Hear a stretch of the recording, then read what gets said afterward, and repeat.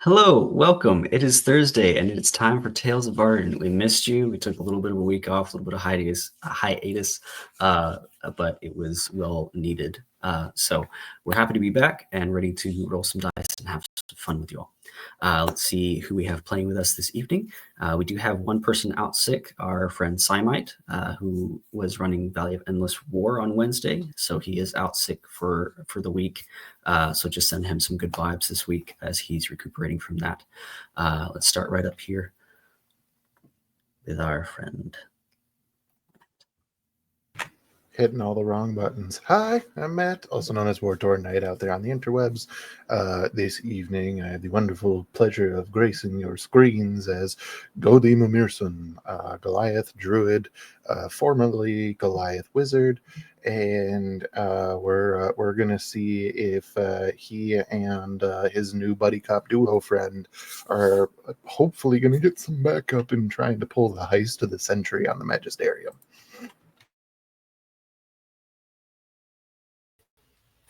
Hi, everybody. I know it's been a while since you heard this sultry voice, but it is Lee Newcomb coming at you live with your favorite great value rogue, Millie, the troublemaker with cards, as well as a very weird habit of doing sneaky things in the dark and behind people's backs. On to Harpon.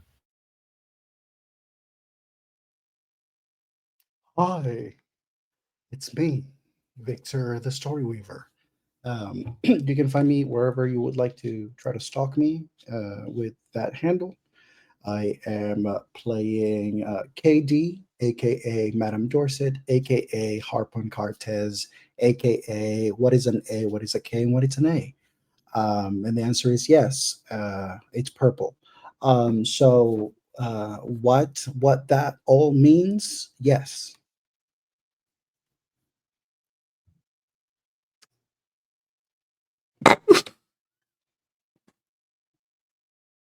We'll go with you, Tay.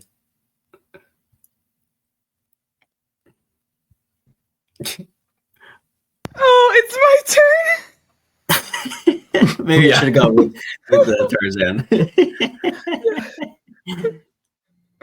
I'm sorry. I thought we were gonna do the whole D. It'll buff out. We can. Anyway, we okay, can. hello. We need some time. No, it's okay. Hello, my name is Taylor. I'm also known as Nerdy Pinup Girl on most social media platforms, mainly on TikTok and Instagram. If you like special effects makeup, D&D talking stuff, smashable monsters, special effects makeup, anything along the lines of that, give me a follow. I got some crazy things.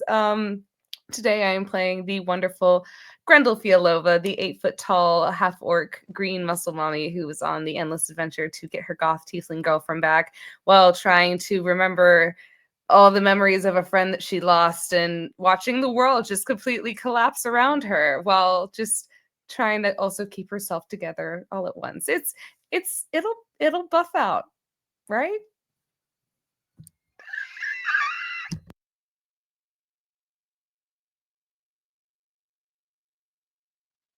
I'm muted. That is what happened prior today. It'll buff out. Hey guys, I'm Dia, also known as Dia.cos on all social media. You may recognize I'm not in my usual beautiful setup with my gorgeous mood lighting and my lovely boy sticking behind me because I am overseas visiting family at this time, and I will be throughout our games today. If you're watching All's Fair in Love and War, I'll also be with the same setting, but I will be back after next week. So I'm flying out next Saturday. We have one more round of me sitting in my nice little corner here. I will be playing, as always, Xenia, our lovely Beastmaster Ranger and resident Pokemon Master, the glue that holds this group together. God forbid what will happen when he finally kicks a bucket. But that is a bridge we will cross when we get to it. I don't like the assumption or the assertion that Xenia is going to die. If anybody in this party is going to die, it's this jackass right here. Hi, William the Great, played by yours truly, Daddy Tarzan 82855. I do thirst traps and shit on the social webs.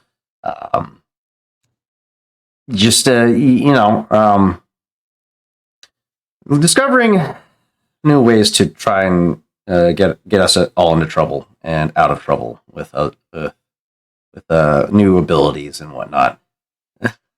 That being said, check me out on all social media platforms. I create mostly thirst traps and occasionally D&D content and cosplays, so on and so forth. You can catch me all week this week, next Tuesday for Edge of the Empire, as we return to that wonderful story where we left off. That being said, on to you. Speaking of returning to a story where we left off, let's go ahead and do that now, shall we?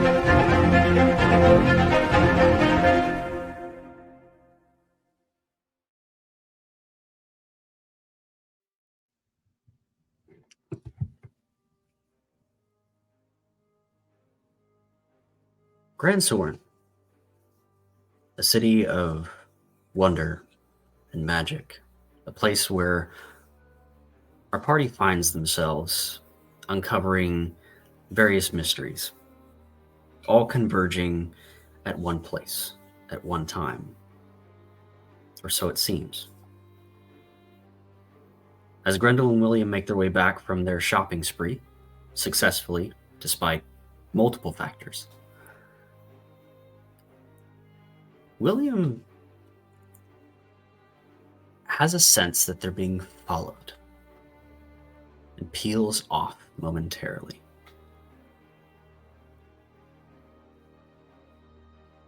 His hunch being correct, as a hooded figure makes their way through the streets, through the alleys, gaining ground, and their hand is outstretched to touch Grendel's arm. Grendel, you feel a delicate hand on your forearm.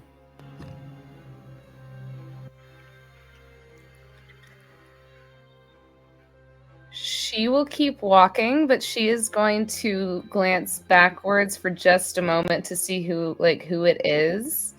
But she, as William told her to, is still going to keep moving forward. But she is going to try and see who is touching her arm. I would also like to clarify, if William spotted this individual approaching Grendel, he would have been in tow. Okay. So say, as she goes to touch Grendel, she feels the blade of Ivara's axe head against the side of her neck. You feel this hand brush your arm in an attempt to slow or merely gain attention. You turn and you see William protectively behind you, but now holding your birth mother at gunpoint with the blade, as a reaction of fear comes across her face. She goes, please. Grendel immediately grabs her mother, pulls her behind, and just kind of, her eyes are like looking at William, being like, do you not know who this is? Do you not remember? No. She has a hood up, so no, Yeah. I don't.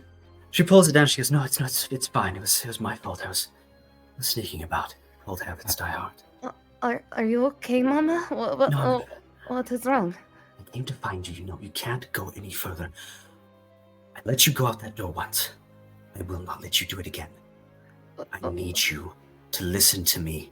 I know I haven't been there your whole life, and I am sorry for that. But what I need from you now, Grendel, or Dahlia, or whoever you are going to be, you will not be that person if you do not leave now. What do you mean? Leave where? I have to go help my friends, Mama. I can't just... I can't just go out and just abandon them. Then gather your friends, gather your family, and leave. There are monsters in this city that cannot be slain. There have been many monsters that I have faced that were told that I could not slay, yet we did so ourselves. So let me tell you, when I told you I am on a mission to not only save the woman I love, but to save the world and all the people I care about, you included, I mean it. I I I, I want to do this. This is who I am. This is who I chose to be. I chose this path and I will continue on it until it is finished, whether it be dying with an axe in my hand or dying with my love in my arms. I don't care. This is what I chose. So either you give me your blessing and your strength for me to go forward and accomplish this mission of which I have taken upon, that I have told you from the moment I have met you, and for you to even comprehend it in these hard times. I need you to understand. Saving you is one thing, but I cannot let you hold me back from what I am trying to accomplish here and what I am trying to save. All I am trying to save. She hears the resolve in your voice and your determination. Her knees grow weak, and she falls to them, her head landing on your hip. She immediately tries to support her, gently placing a hand on the back of her head, and just goes, "If you know something, you need to tell me. Because even if... What? I abandoned you once. I will not do it again."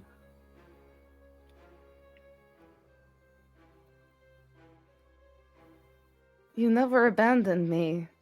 You were trying to keep me safe. I know I don't quite remember, but I was shown what happened. You did what you did, you and Papa, to keep me safe, and in that result, I ended up being taken in by a very kind halfling family that I would love for you to meet whenever we completely take care of all of this, but you never abandoned me. I never even thought of it as such. I had those fears, of course, but I know what happened. It wasn't your fault. You were just trying to protect me. And I'm trying to do so now, Dahlia. I'm afraid events have already taken place that we are beyond stopping. Protecting me will only bring this world to an end. I've already started forward on this journey. I can't go back. I refuse to. My blooming shadow waits for me at the end of it. And that is the only thing I want in life. It's the only thing I've yearned for since it was taken from me. You and Papa made a lot of sacrifices in order for you guys to live the life that you have. These are the sacrifices I'm willing to make to be with the one that I love, as well as protect the ones that still are here with us, you and Papa included.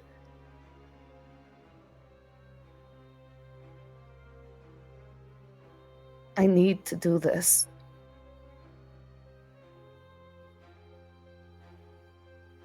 We won't be fighting alone, lass. It has us. I was never alone. They've always been by my side when I needed them, just as I will always be by their side. But like I said, Mama, if there is something you need to tell me what is it that you are so scared that you are trying to protect me from? If you at least tell me, then maybe I can try and protect myself, or those who are with me can try and help, and we can protect each other, because we need to know what kind of chaos and horrors are on the horizon, because we already see so many knocking at our front door. What is it that you are so scared that I am going to have to face?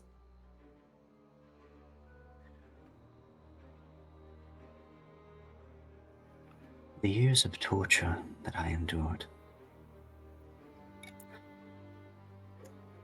I fear that those that possess the abilities to meddle with one's mind would ensnare you, as they did me. They are powerful, charming, and well placed in this society.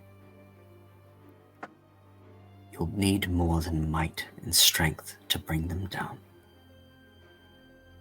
Well, I might just have might and strength, but that's what I have my friends for.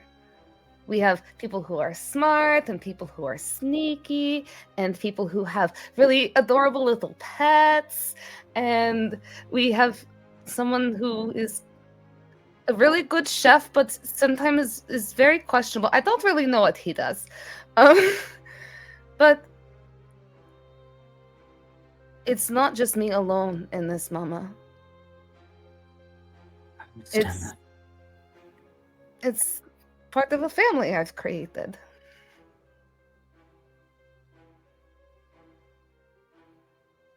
My I won't mind is leave. restored, Dahlia. Hmm. However, I am still a broken person, and I cannot face them.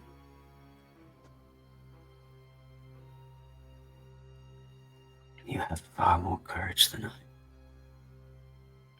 Well, then you stay here. You take care of Papa, and you take care of your family. You can pass it on to me. I will take on this burden, for I have already decided to take the steps forward. Whatever it is, you don't have to worry about it anymore. She takes out a small binder and hands it over. I'm not very good at reading, but I'll try.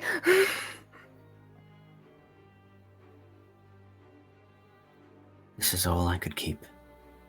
This is all I could hide. Hide of what? I'm not very good at riddles, Mama. You need to kind of be what a lot of people say is blunt. I spied on these powerful people, those that call themselves the Midnight Court. Secret society within Gransoren, all of Gransis and beyond, even till El Moira. This network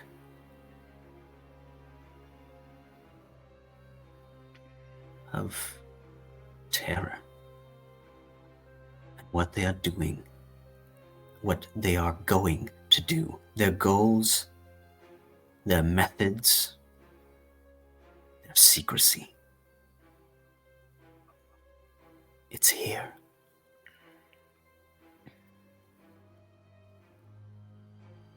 And I will run. And I will probably regret it for the rest of my days, being a coward hiding under a rock. But even that will not be far enough to run.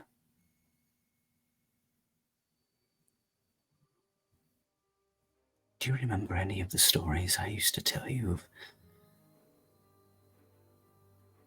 dragons? Does Grendel remember any of the stories that like I can't quite remember if it was ever brought up with Madame Flora or anything like that. No.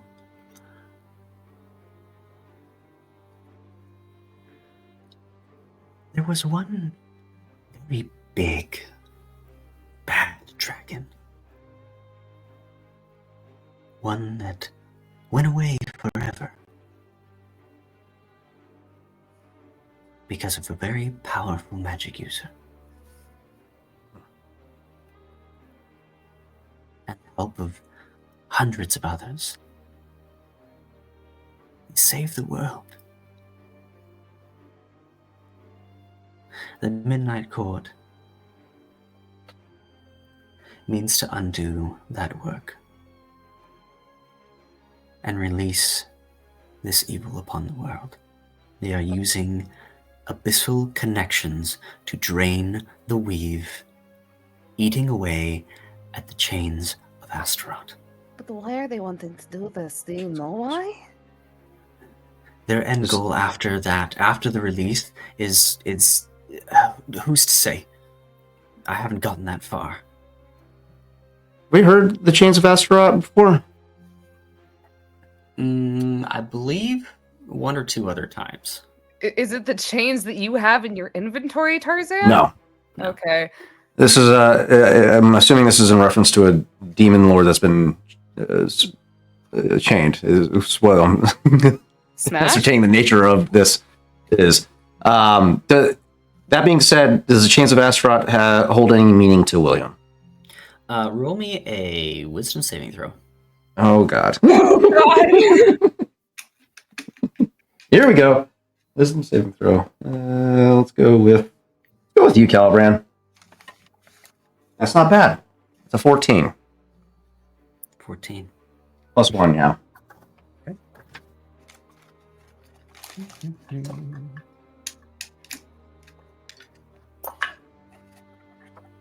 Take 9 points of psychic damage. Ayo.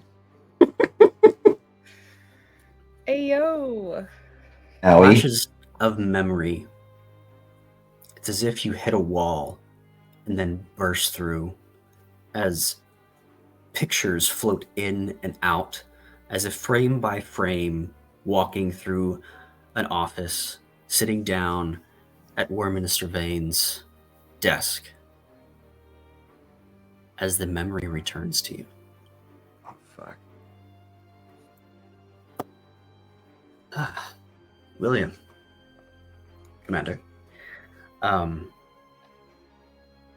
It's a great day to be you, son. You've done everything we've asked you to so far, and we couldn't be more proud of you, soldier. So, to make it up to you, we're letting you in on a little bit of a journey that we're on. How would you like to be part of history? Your name engraved forever in greatness. If it's going to be along the same panels next to yours, I can see a bigger honor, sir. Perfect. Bring him in. Valerius Stride enters the room. You're sure we can trust this individual? He has my full confidence. Very well, then. He puts a paper down in front of you and turns it. A map leading to a destination. Have you heard of the Chains of Astaroth, Commander William? Forgive me. This is my first time. Very well. They bind a great drake, the firstborn of Myela, and the Midnight Court would like to get their hands on this individual for multiple reasons.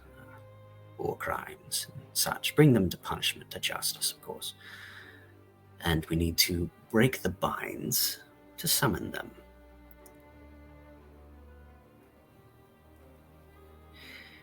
He puts a ring on the table.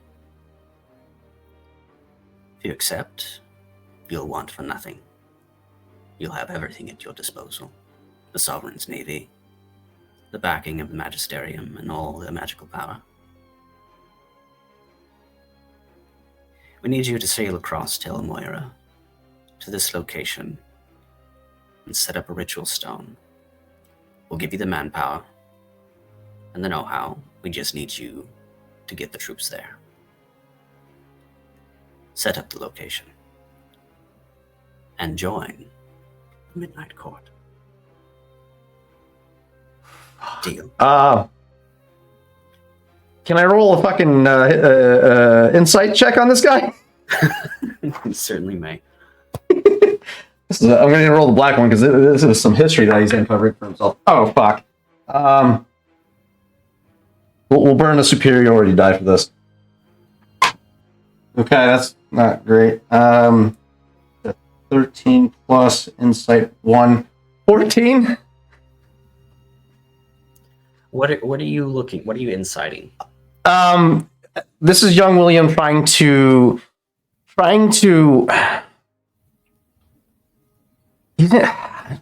he's in company with War Mr. Vane, who's essentially acted as his mentor this whole time. He's trying to see if he wants to be in on this. If this is something he wants to be part of. So it's essentially an insight on himself, kind of. Yeah, you begin to feel unsettled by this individual and by the words that are coming out of their mouth, and even more unsettled as War Minister Vane interjects and goes, "This is a great opportunity, son. Join the Midnight Court. That's a real step up." And honestly, if we're being completely frank here, the Midnight Court is what's going to take Francis into the future, not the Sovereign. Oh, okay. So it's kind of cemented in the fact that, like, people are what? Conspiring. Yeah. And William's very much hard charged. Hearing that coming from War Mr. Vane, I think this is the crux. And he takes a step back. What do you mean? We're creating the future, boy. We will be the future. You will be the future. Moving forward into the rest of what Vardin looks like, we will remake it. Sir, I'm sorry, but this sounds like treason.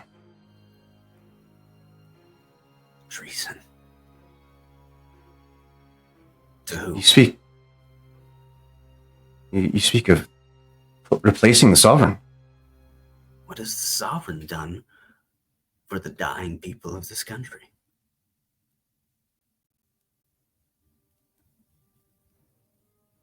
We have done more for them than they have. They sit in their council meetings, signing one paper after the other, instead of actually doing something, taking action in the things that matter. That's what we'll be doing, son. We're helping the people. You're not going to be down, are you?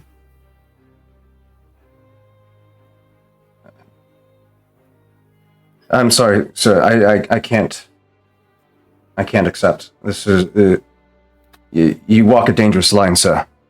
I thought you said he was trustworthy. And a hand comes across your face as William is stunned. Eyes go blank, and that is where the memory ends for you. As they go to work on William's memory to cut out this meeting, anything connecting with the Chains of Astaroth, the Paragons, which is why you've had to make wisdom saves every time something similar has come up. William has had this knowledge in his brain blocked, very similar to Iris. However, Iris's was not as refined as William's, so William was able to function as a drunk, perhaps, but function. The dismissal from the Navy, a cover-up of your denial to join the Midnight Court. Those are the memories that you retain because they were given to you.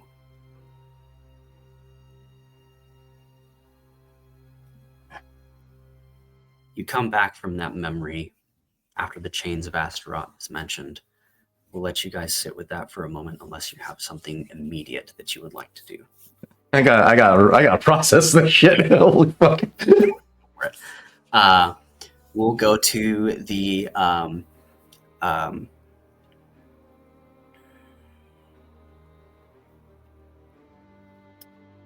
service entrance of the Magisterium, where Xenia has kind of gone to see what they can muster there. As you're looking around, you see people like coming in and out with some food, beverages, kegs, and things like that. You hear the clanking of dishes as the banquet is moving on, and you see a familiar face.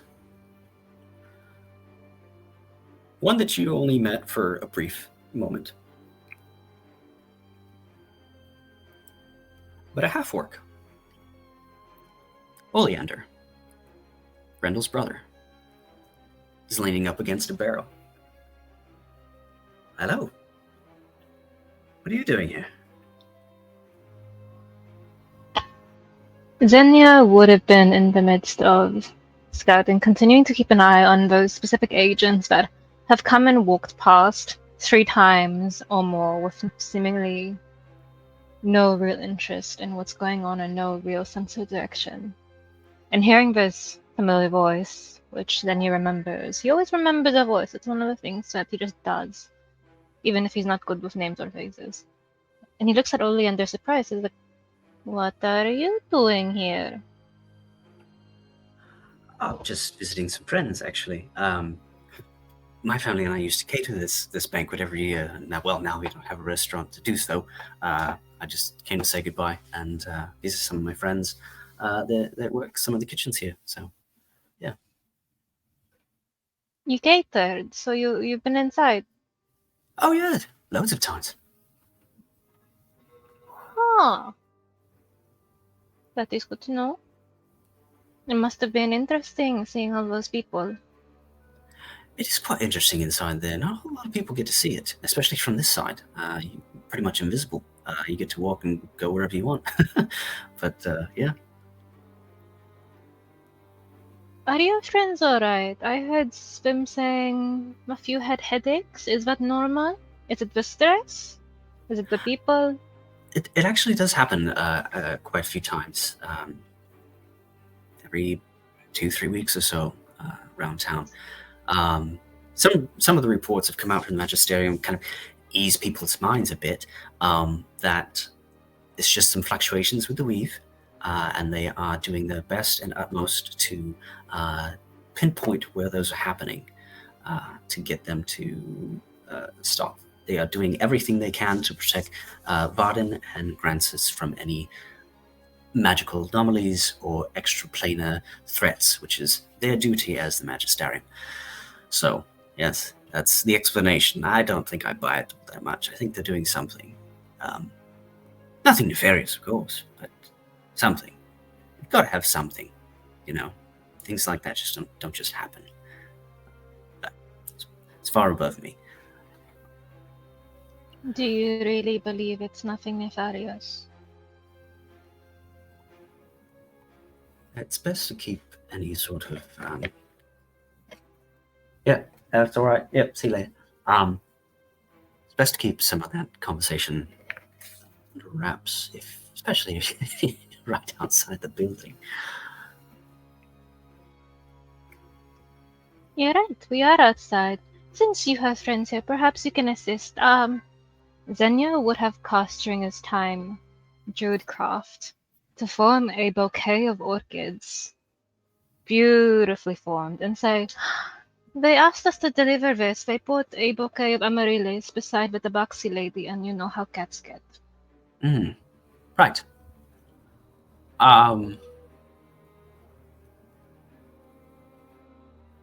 I can take it for you, if you like. I can accompany you. I don't think, as you said, we ever get a chance to go inside. You want to go in? That's actually a great idea. Let's get you. Actually, what are you wearing right now? Xenia would have been wearing, I imagine, that. Would we have been? Oh my god, my campaigns are getting crossed. What is the? We weren't dressed up, were we? We weren't expecting to go in. Mm-mm. No, he's wearing his usual gear, just simple, steady leathers. Nothing eye-catching because they were not planning to enter Aisware. Okay. He is delivering. Yeah, come in.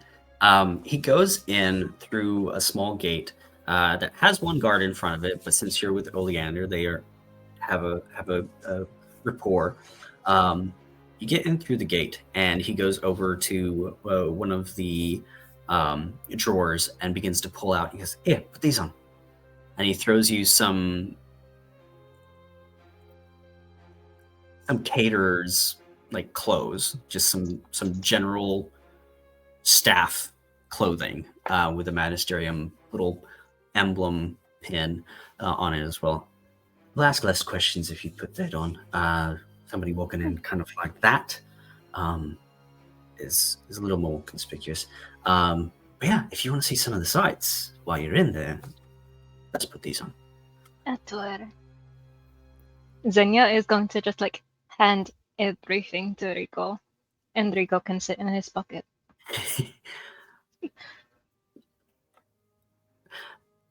That's actually a really cool pet. Oh, he's not a pet. He's a friend.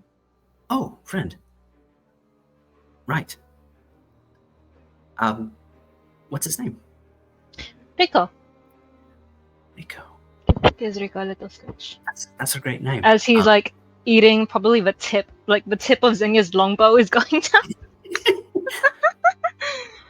That is an amazing trick. Yes, my friends tend to be full of surprises. That's amazing.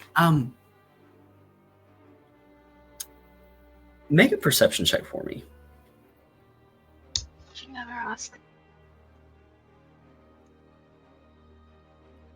Oh. That was mid. That was 6 for a 19. Do it. Why do you even ask?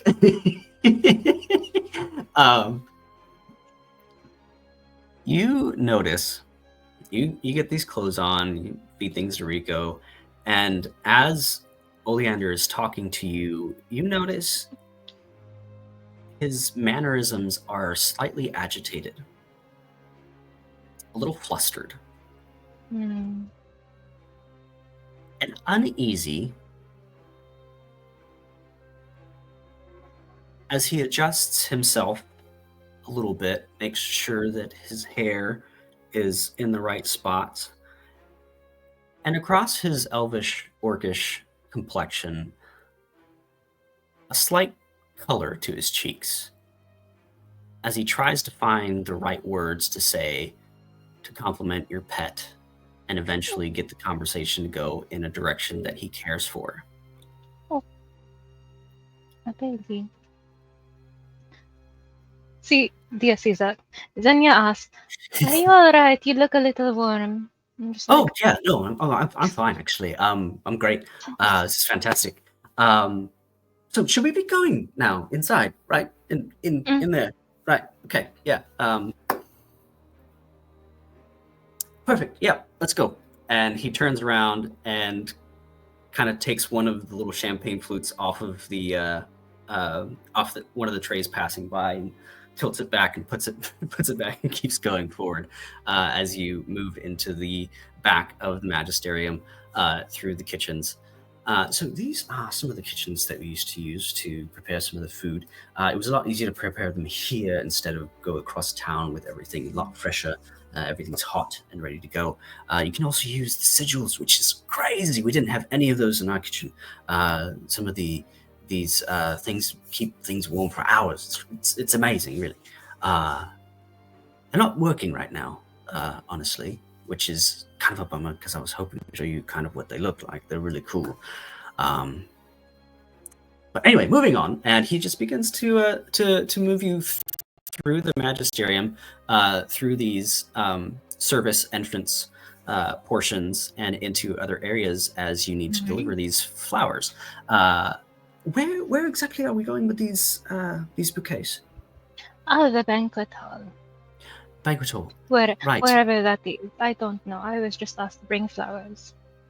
Right. Okay. Just follow me.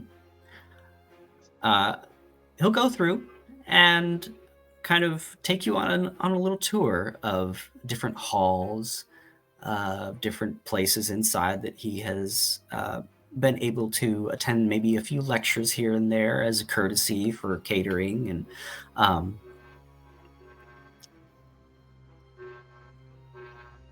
you make it to the outside door of this banquet hall.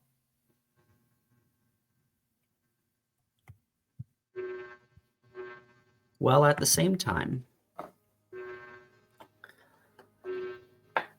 before I get to that, Millie, do you have anything in the sewers?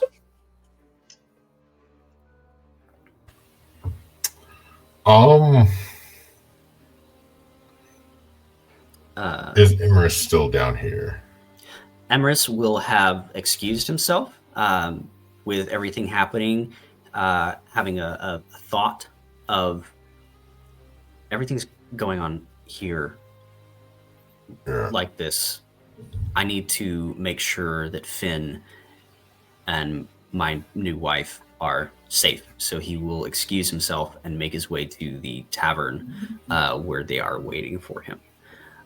Do you want to take a quick trip to the tavern through the item that I have, or do you just want to walk it out there, partner? I don't want to deprive you of, well, your family.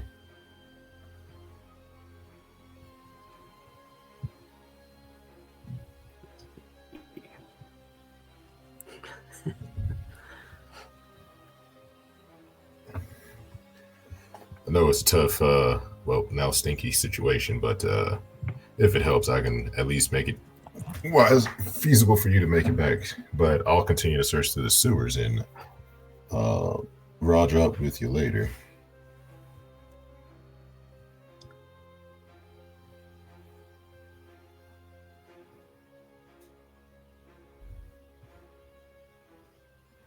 I'm just waiting on confirmation of one thing here.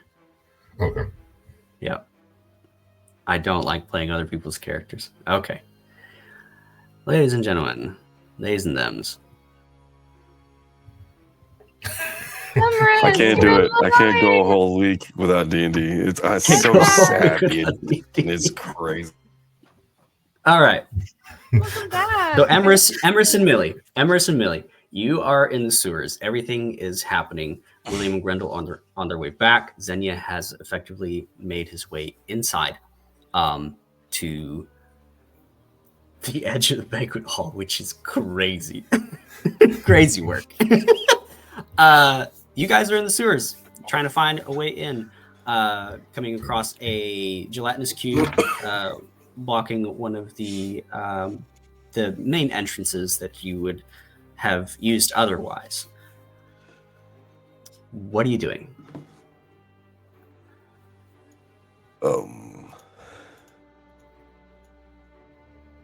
Well, the way in is through that cube of sentient acid. So, what's it to be, partner?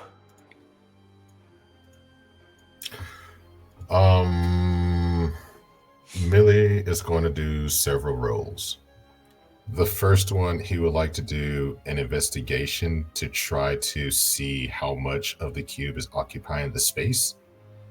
Okay. The next, I'd like. Yeah, go ahead. Go ahead. Keep going. The next, I'd like to argue a perception to try to see, like, at what point does it look safe to potentially avoid being stuck inside of the cube. And then the final check that I'd like to try to do is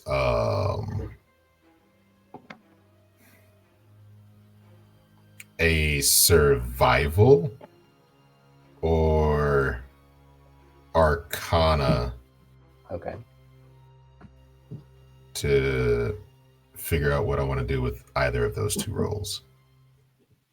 Go ahead and give me that first one. Sorry, I'm looking for my monster manual to look up gelatinous cubes.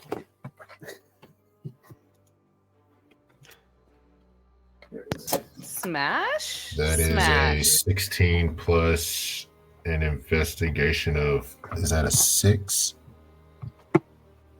Yes, it's a 6. So is that 22? That is 22.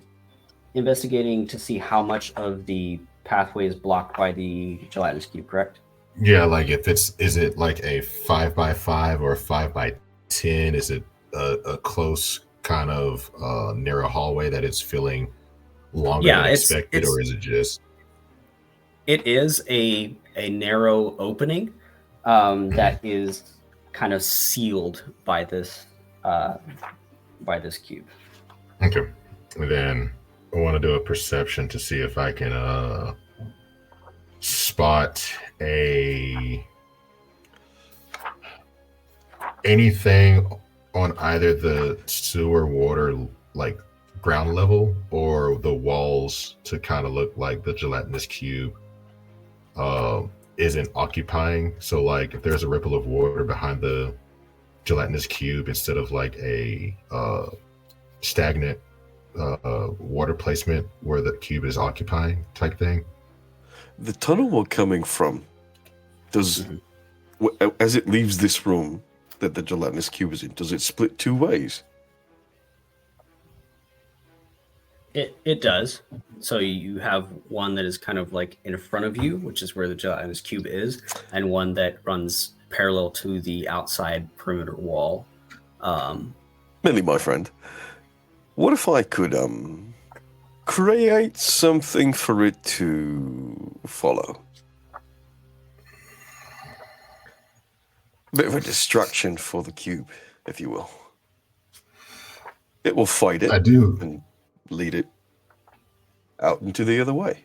I like Allowing that us to idea. just The continue only thing that I'm kind of there's no magic concerned right with now. is Right? yeah. Shit. Never mind. But I do like your level idea as spells are Millie. kind of screwed right now, but yeah, we're moving. So Millie's going to pull out from his handy haversack griffin leg meat. Don't tell Zinnia I had this in my bag the entire time, but I did buy some choice meats.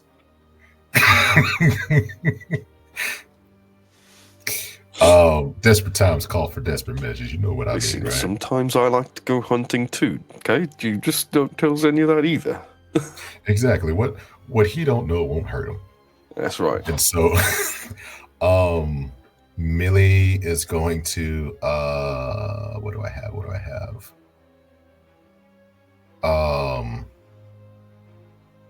Oh, for that perception though, before I do that, is there a way for me to roll to discern like what is safe and what is not safe, i.e. what is inside of the cube and what is outside of the cube? Yeah, you can see the edge of it, so you know to not move past a certain point, I would say. Right, but I'm trying to discern behind it, if you get what I mean. Oh, okay. Like I know directly in my face is kind of dangerous, but behind it, like once you get on the distance? Once you get on the other side of it, which is about 15 feet, then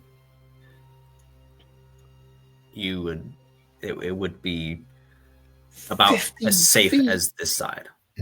It's a big cube. It's kind of squished and displaced down into the tunnel. Oh, yeah, it's elongated. So let us try your idea first, and if we're not able to, I have a trump card as Millie pulls out a jack of spades. Okay, he just tries to summon a shock bolt a little bit between his hands to see if magic is back. When it's clearly not, he won't try.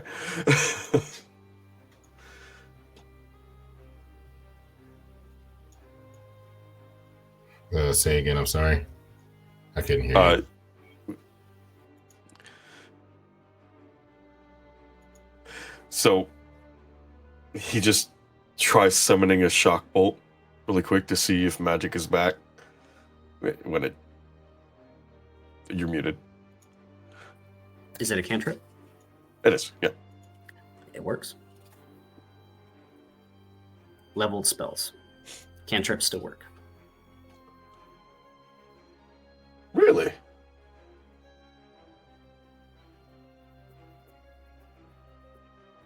That's very interesting. That's very interesting indeed. I actually do think I might have a plan. Oh, by all means, I'm all ears. It'll take still some got an idea. Some creative work with a cantrip I haven't used much in a while, but let's see about it. Emrys is going to go back in time to the times when he was just starting to learn mold earth, to when he would just go around a corner being chased by guards, and he would lift the sidewalk in just inside the alleyway, just a little bit, as the guards were coming, so that they would all trip over themselves. He's going to kind of try and think back to that time now, and within 30 feet, he's going to start creating spikes of earth up and into the gelatinous cube, and sort of keep creating the spikes, leading away from it and into the other hallway. Okay.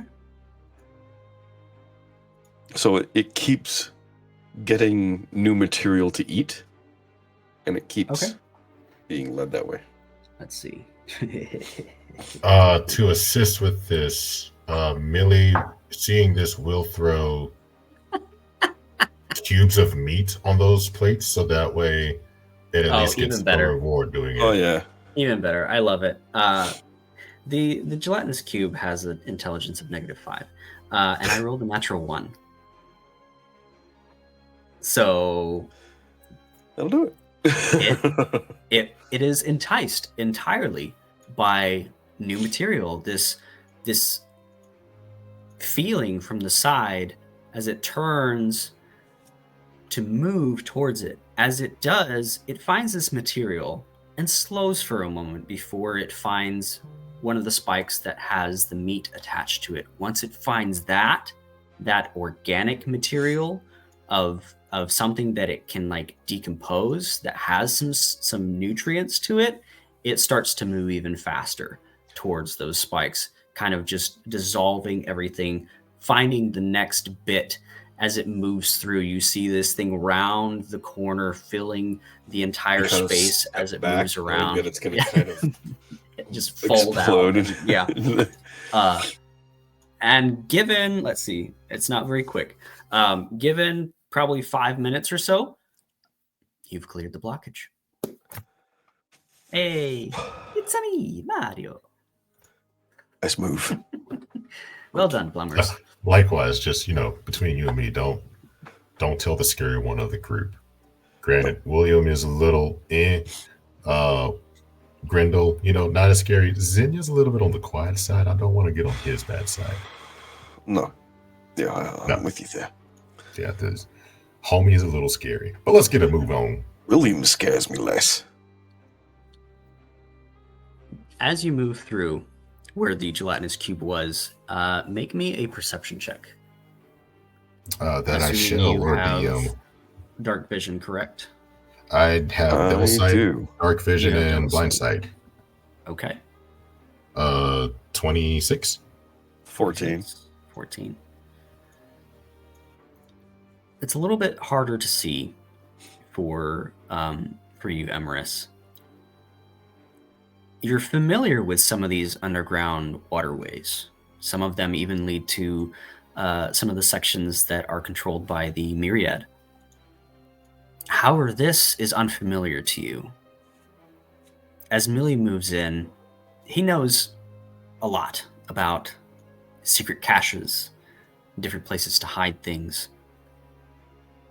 You find in the center of this chamber a drain.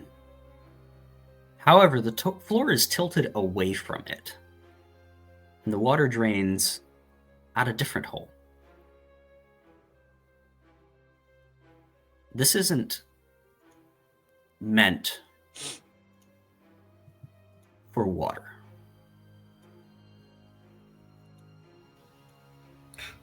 I make mention of this to Imris and pointed out that I found a little goodie right here.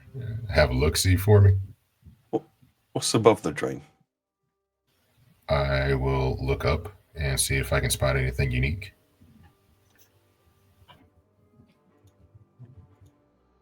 There is a hole leading out towards the night sky. And along the sides of this upwards tunnel are reflective mirrors meant to catch sunlight or moonlight and shine it down into this particular area to provide natural lighting. The hole is covered with a metal, like a manhole cover. That's odd. Why would you need natural lighting down here? With that 26 milli, you also see a sigil that has been etched into it, but is not currently active. There's still some traces of magic, kind of like the edges of a paper as it's lost its flame, but still has that moving ember line on the edge as you blow it.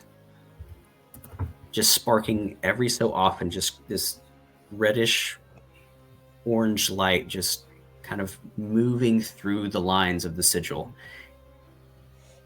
You know, with your line of work, both of you would, and you would know this, Emrys, being the adept magic user that you are, that this sigil is much like the other one that you scratched through. Mm. It is active, yet not functional at this time.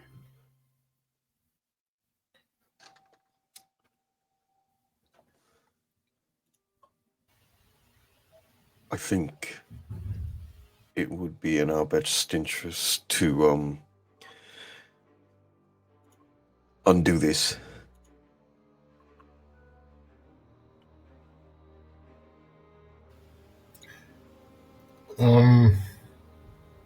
There's multiple ways that it can be undone.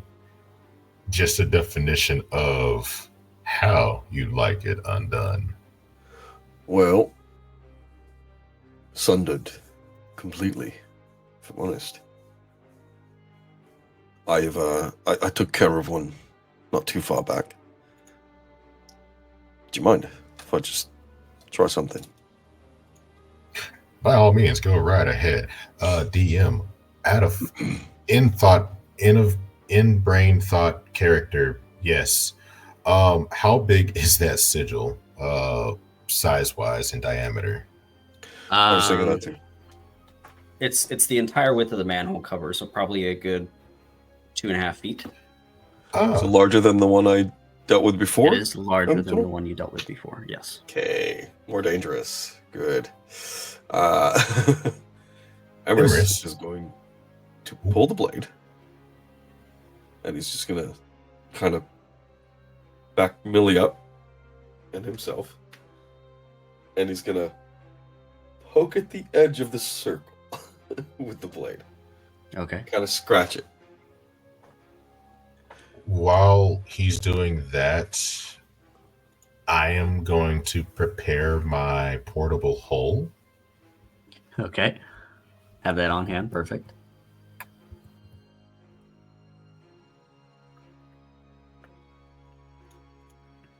Go ahead and give me a couple things.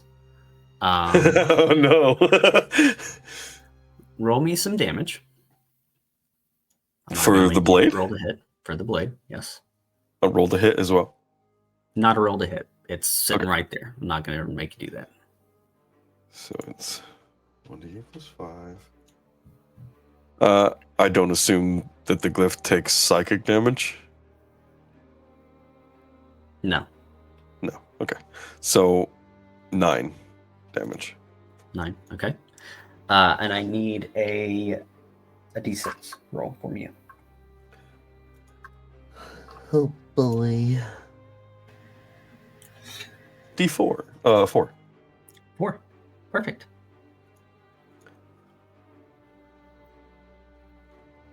You start scraping the edge of the circle. Yeah. Kaboom. You start scraping the edge of the circle ever so gently at first before you see that ember-like line coursing through every once in a while, appearing on the edges and in the center here and there. As it comes around the circle where you've etched out some of it, it doesn't find purchase on the other side, and the whole glyph fades.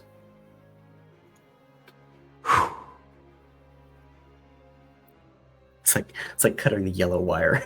I think we're alive. 3, 2, 1.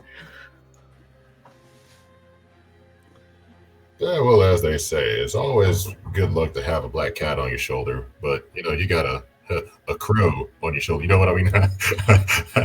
Not really. Let's go down the manhole.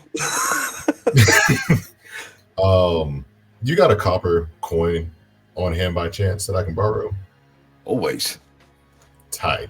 I grab that coin and I'm going to infuse it with an eerie token, and I'm going to drop it down the manhole first, and then I'm going to tune into it to see if I can see anything else down there before we proceed.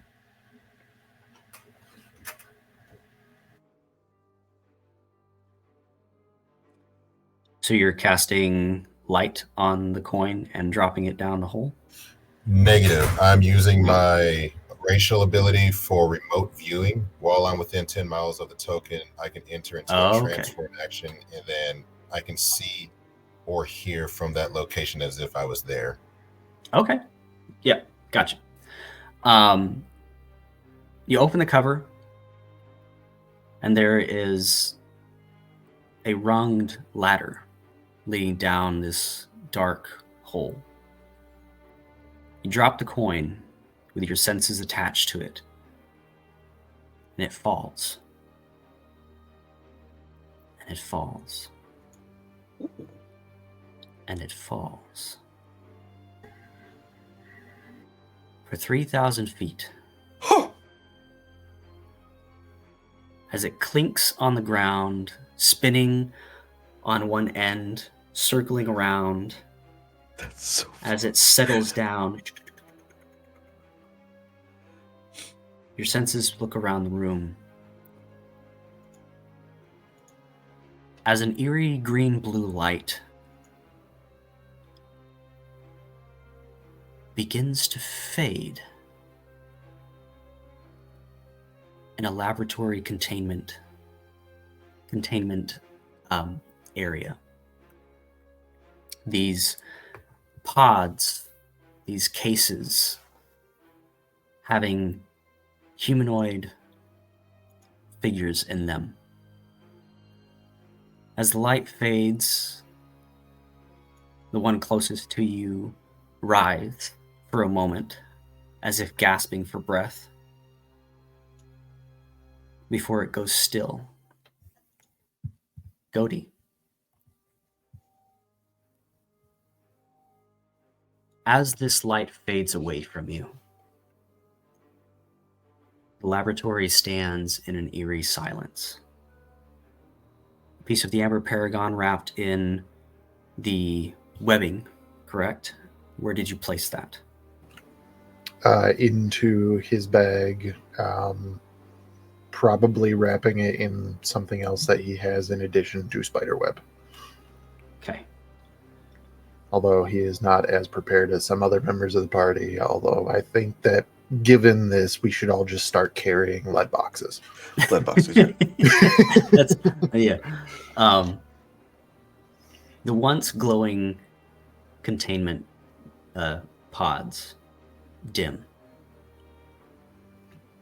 The alchemical conduits, once pulsing with light, now flicker erratically, their energy stolen by a reckless hand. The removal of the artifact has left a hollow in the air. The arcane mechanisms shudder in protest. A deep metallic groan reverberates through the chamber as ancient pistons seize and gears grind to a halt. Across the room, a single smoldering rune flickers to life upon a large furnace door. At the room's far end, soot and ash spill from its seams, rising like spectral wisps, and with a sudden deafening crack, the royal incinerator stirs. Forged in the dawn of empire, meant to reduce heresy to cinders, a construct of impossible design built not of mere steel, but of molten brass and obsidian filigree, its frame groaning like a forge in agony. The furnace heart within its chest grows hotter with each breath, turning embers into hellish glow. Two colossal arms, sculpted like gauntlets of a forgotten king, scrape against the stone as it rises from its slumber, from its crownless, gilded helm. 4 slits of molten gold snap open, casting a baleful glare across the ruined laboratory. The incinerator does not think. It does not waver. It knows only one command. Burn no unworthy. Reduce the thieves to ash. Leave no heretic alive. The temperature in the chamber spikes as the glass and material on these pods shatter from the heat rolling from its frame. The air itself distorts in shimmering waves. The royal incinerator takes its first thunderous step forward. This place is now a crematorium. The flames shall not be denied. As it moves towards you. Bro didn't have to go so hard with the speech. Damn, I'm scared. No, I love it. If that's going to be the last thing Goda hears, that was fucking fantastic. All right, guys. I won't allow it! No! So, go roll initiative. Initiative from you, Millie. Okay. You would hear the all the sounds as well from your coin as you are close enough to hear this. You're still about 100 feet from this spot. May I elect that Emerus and I both roll initiatives as well? Yes, go ahead. Absolutely. Anyone that is really close enough. You guys gonna drop several thousand feet in a round? Don't worry about that, bud. Yes. Millie things. Don't worry about it. I was about to say, know exactly what he's going to do. Bring on the Millie things. I need the Millie things right now. I typed it in chat, but I have a 23. Perfect. I need you writing utensil. There it is.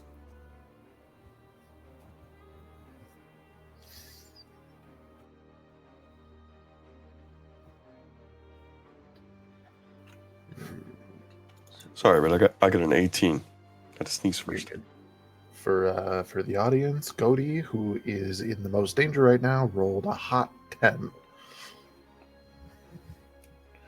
Millie, you're up. Okay. I want to roll for cool, and Chris, be gentle with me. What I would like to do is, because I am both blind and deafened right now, but technically I can still speak from my current person. And so I'm going to blindly kind of reach out for Emerus and say, buddy, let me borrow you real quick. I need a hand. Where are you at, Emerus? Come here real quick so I can reach out and say, there we go. And then in the opposite hand with the Jack of Clubs, I'm going to be casting from the card Thunderstep. And because I can see a point from that coin, I'm going to appear. What's the safe distance for this? Exactly 15 feet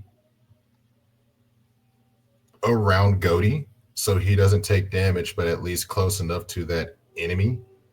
At least 10 feet to take this damage as I'm attempting to roll for cool, cast Thunderstep from the card using the Cartomancy feat Hidden Ace. Tell me if I'm wrong, but I believe that's a leveled spell. It is a level spell, but it is a card spell that I had prepared. Anything It's that a was magical charged item, not into actually something. doing magic. Is that? Wow. Chris, you're talking and we can't Chris, hear you're you. talking. Yep. Something that's prepared, a stored spell, magical item, or like a ring of spell storing, that sort of thing, would still have that magic because it was placed there before. It acts as basically an arcane battery of sorts. So yeah, crazy. Honest action for me to cast it too? Yes. So you Thunderstep. How far?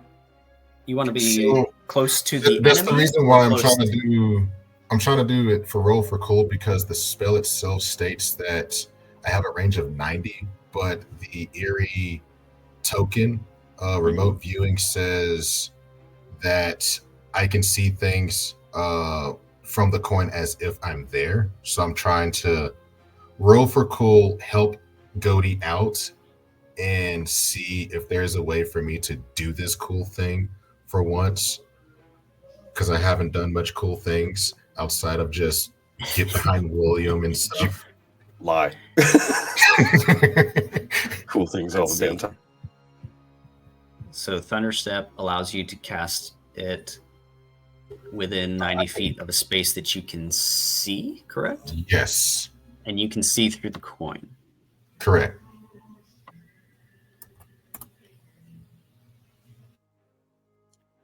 See within range. Immediately after you disappear, Thunderstep sounds.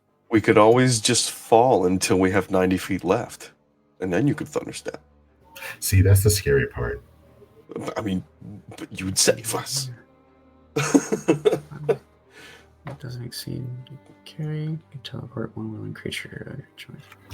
But you see there, Sai, if you fall until the 90 feet and then teleport, then you have to make Chris figure out theoretical physics, which is whether or not it momentum carries through teleportation.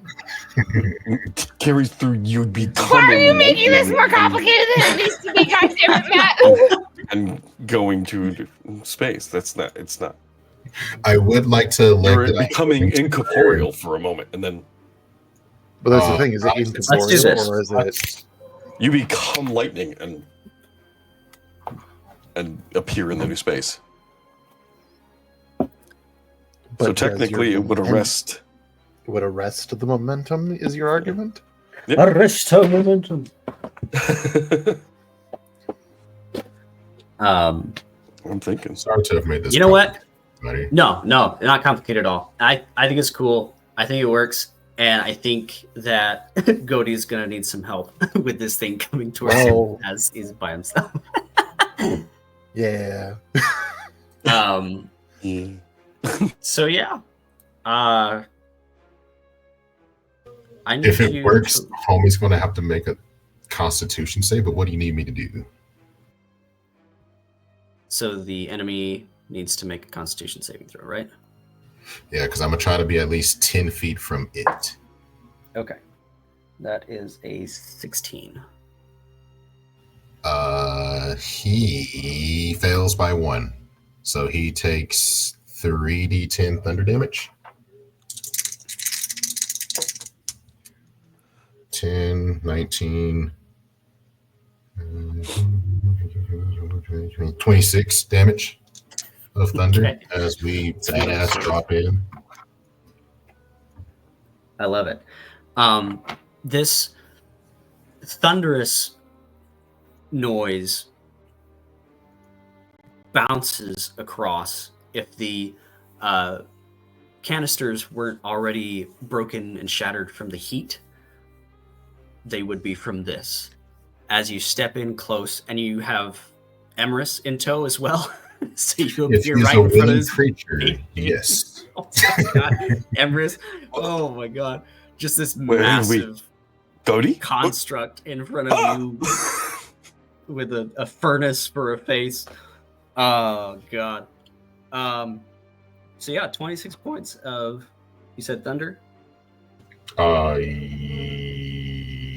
Yes, Lord. Perfect. And Is then there I have an anything- action as well. Okay. I'm going to throw a card at it.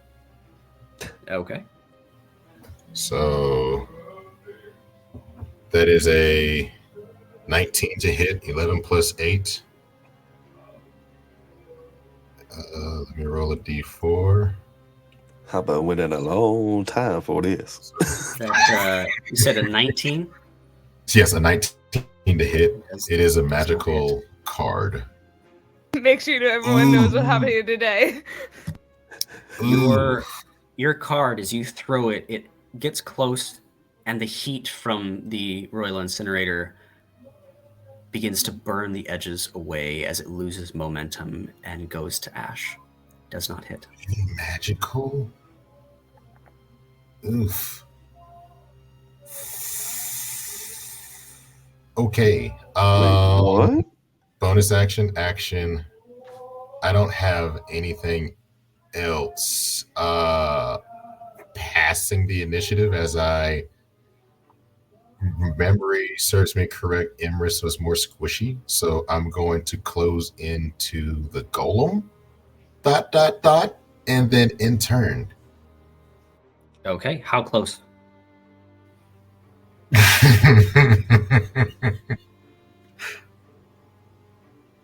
I'm already 10 feet. I'm going to close in for the 5.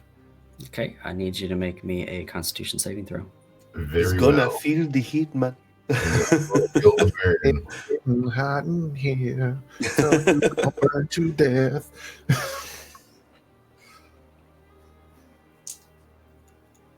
I'm burning my last luck. Okay.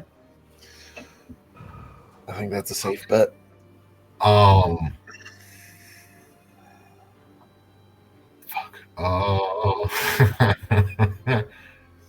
Well, 9 in total, but before you say if it meets or beats, let me see if I have a reaction that I can burn from my bard stuff. I don't. Chris, hear me out. We've been friends for a long time. Friends a good long while. Yep. Which is why you'll take 10 points of fire damage. Okay. Very well.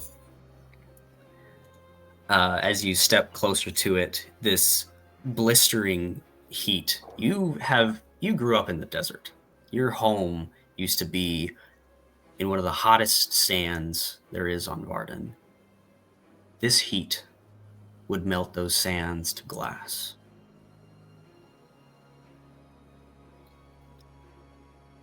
Emrys,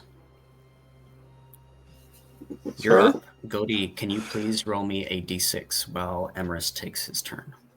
You have been magically teleported with your dear friend Millie in front of this enormous construct I'm gonna back up a bit. So I'm gonna kind of back up to Goaty. Okay. Kind of put my hand on his shoulder for a second, and I'm thinking like,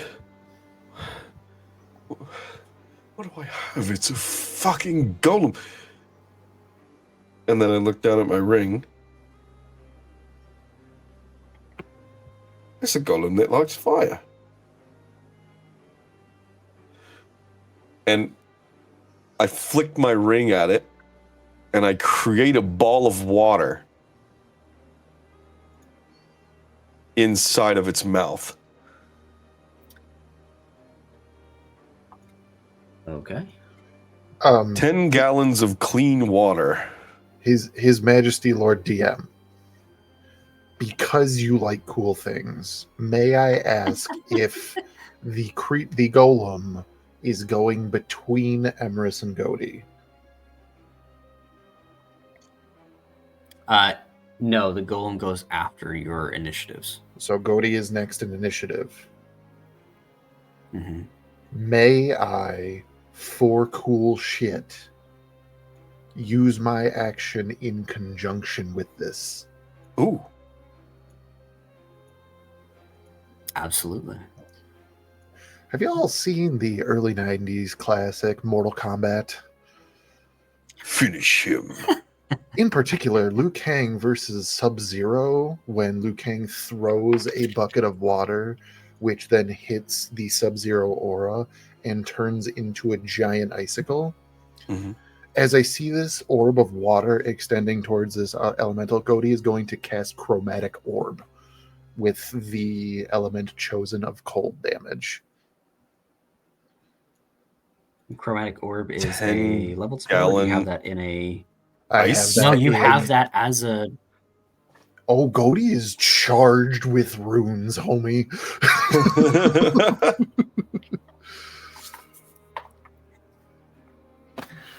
Okay. So tell me what this looks like. So literally just kind of Emerus, seeing this. Yeah. So yeah, you're right, Emerus. Like that, you described again how you flicks his ring out and creates 10 gallons of water, which is currently in flying motion toward this flaming mouth of this golem. Goaty then, while it's in the air, seeing what it is, making sort of the connection really quick of what he can do versus the situation.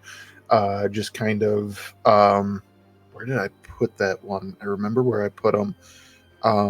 He has a ice rune, which is on the back of his right hand, which he touches and then flings underneath as a ball of ice connects with this orb of water. This orb of water flying at this furnace golem. And so I technically need to roll the hit, but if I hit, it's going to be 3d8 worth of cold damage. Okay. So I don't know. You decide what the water does to them. Go ahead and roll me an attack roll. As this water's moving forward, you see this. I will say, physics-wise, this is a problem for Millie. Yeah, I was about to say, like, just due to the sublimation, just change in temperature alone, this will cause a explosion. Like, yeah. Oh, so God. Funny that you mentioned that, because in this moment, seeing Millie just appear in the room in a thunderous cacophony, Goaty has been told, quote, Millie does things. And that's all he's ever heard. Oh, that's what they mean. So he just assumes that even though he's the person who understands things, that it's okay that he doesn't understand Millie. So he's kind of like, Millie will figure this out. Let's go. I don't think he can figure out being burned alive in a steam explosion, but Don't worry, it'll be fine. +9, that is going to be a 23 to hit. 23 hits. Alrighty. So I need 3 D8s. Didn't roll the greatest. That is 9 points of cold damage. And you said 10 gallons of water? It's 10 gallons of water, yeah. Okay.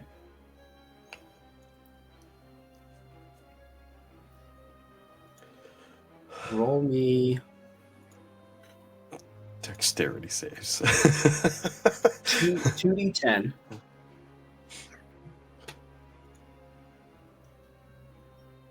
Who's rolling? Emrys. All right. And you said 9 points, correct, Cody? Yeah. Only 5. 5. Okay. 14 points of damage. As you move this water towards it instantaneously, it impacts. As it gets closer, it begins to create steam, which is quickly changed to ice. As Godi has followed up with his chromatic orb, this 10 gallons of water shoots through, changes to ice, and acts as a spear as it enters the opening of this royal incinerator construct.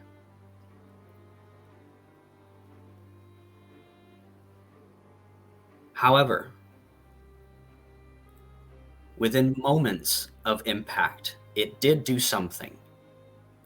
Construct reels back for a moment before the entire room is filled with steam, making it difficult to see. Remind me, you have blind sight, Millie. Devil's sight only sees through darkness, correct? Not like fog cloud? Okay, but you have, 10 feet of blind sight? Is that pretty normal? Yes, sir, I do have 10 feet. Okay, so you would really be the only one that could have a sense of where this golem is as you are within 10 feet of it. The rest of you, Emrys and Godi, would see an eerie golden hue shine through the mist. And Godi, at the same time, you would see floating close to you as the steam kind of envelops all the way around you. For a moment, you clear it out of from right around you, and you see a small pebble floating in front of you, turning, and another. Roll me. No. I have a coin. Heads or tails? We always use our head. Okay. Okay. Emrys, Godi, and Millie. You feel yourselves become lighter, almost lift off the ground. You still maintain contact, but gravity has shifted in this space. As the steam and the fog rise and move in unnatural ways, so do small pieces of glass shards and pebbles in 100 feet around you. It is the construct's turn. Well, if I may honestly, Yes, this all actually, happened during Emrys's action. Yes, that is correct. Emrys, do you have anything else you would like to do? Starting to I apologize. float a little bit? You're not starting to float. You feel yourself become lighter. Okay. You would have, I would say, everybody has an extra 10 feet of movement just from being able to create a little Room bit fills more with steam. momentum. Room fills with steam. Do I have a impact. sense for how far or where that ladder would have come down to in this room? No, because you were moved entirely through that spell. Millie would know where his coin is or where the coin dropped in relation to this space.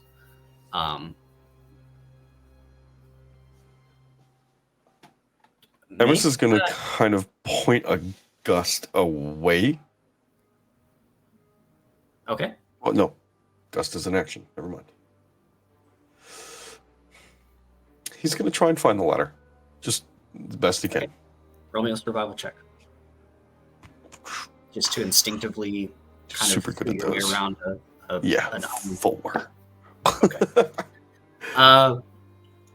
You think it's that way, and that's about it. If I may, on this sort of combined initiative thing, because I don't have anything for a bonus action, so I was also going to try to figure out get out of here. With Godey's keen mind, having an eidetic memory, could I tell Emerus where I remember there being a ladder? You came down as a spider, correct? I did come down as a spider. But then I've been in this room. You have been in this room. Yes. Yes. Far be it from me to let you not escape. So just advantage on this check then? That would be what I'm mechanically going for. So I would have disadvantage on it. So still my flat roll of... Oh shit, because of the fog. We did too good and we hurt ourselves. Yep. Anything else? Movement or anything? I would be moving around the room trying to find it. So yeah, all my movement is spent. I mean, same. So...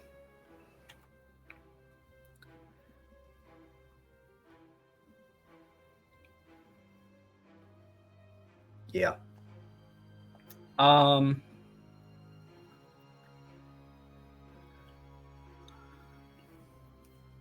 In a rectangular room, approximately, where would you find yourselves at? Millie would be essentially right in front of this thing. Godey should be on the left side of the room, the right side of the room, or the middle.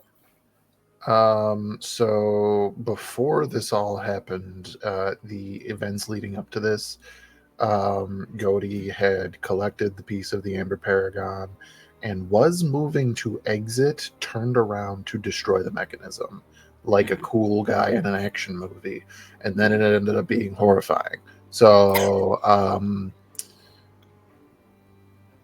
yeah, he would have been heading towards an exit that he could think of that doesn't pertain to him being a spider.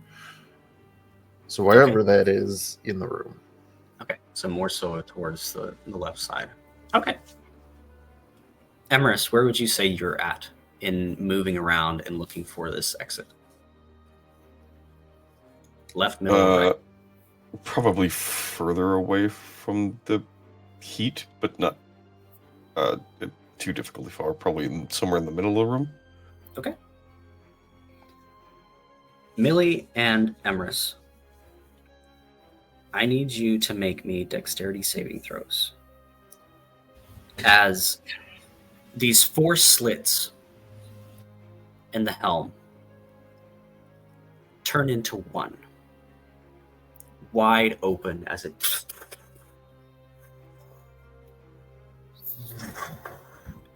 exhales a cleansing fire.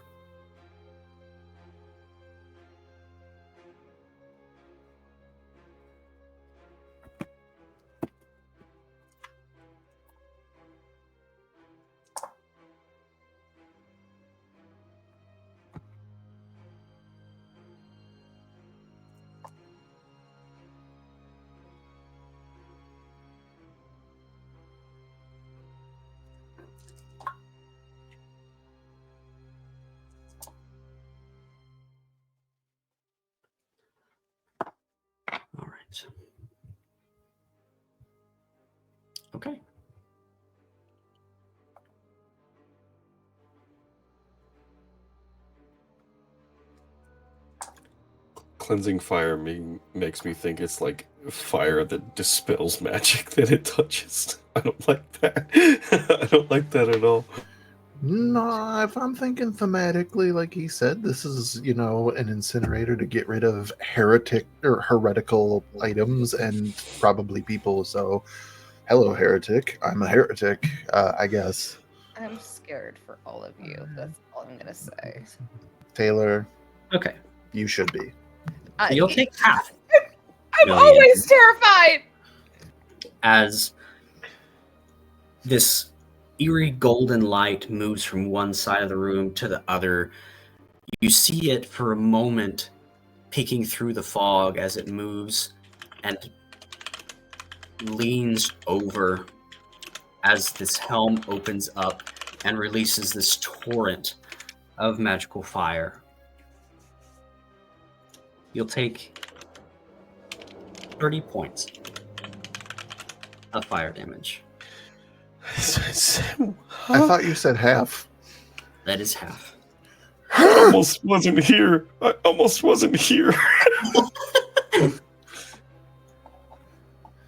Let's see. And it will swing.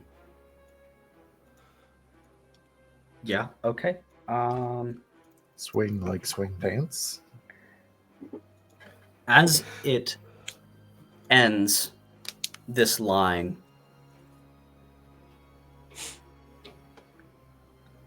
appearing through the fog is a large greatsword made of pure obsidian. Sir, As you don't it have to do this. turns around and lurches forward. Let's see, that is a 31 to hit, my dear Millie.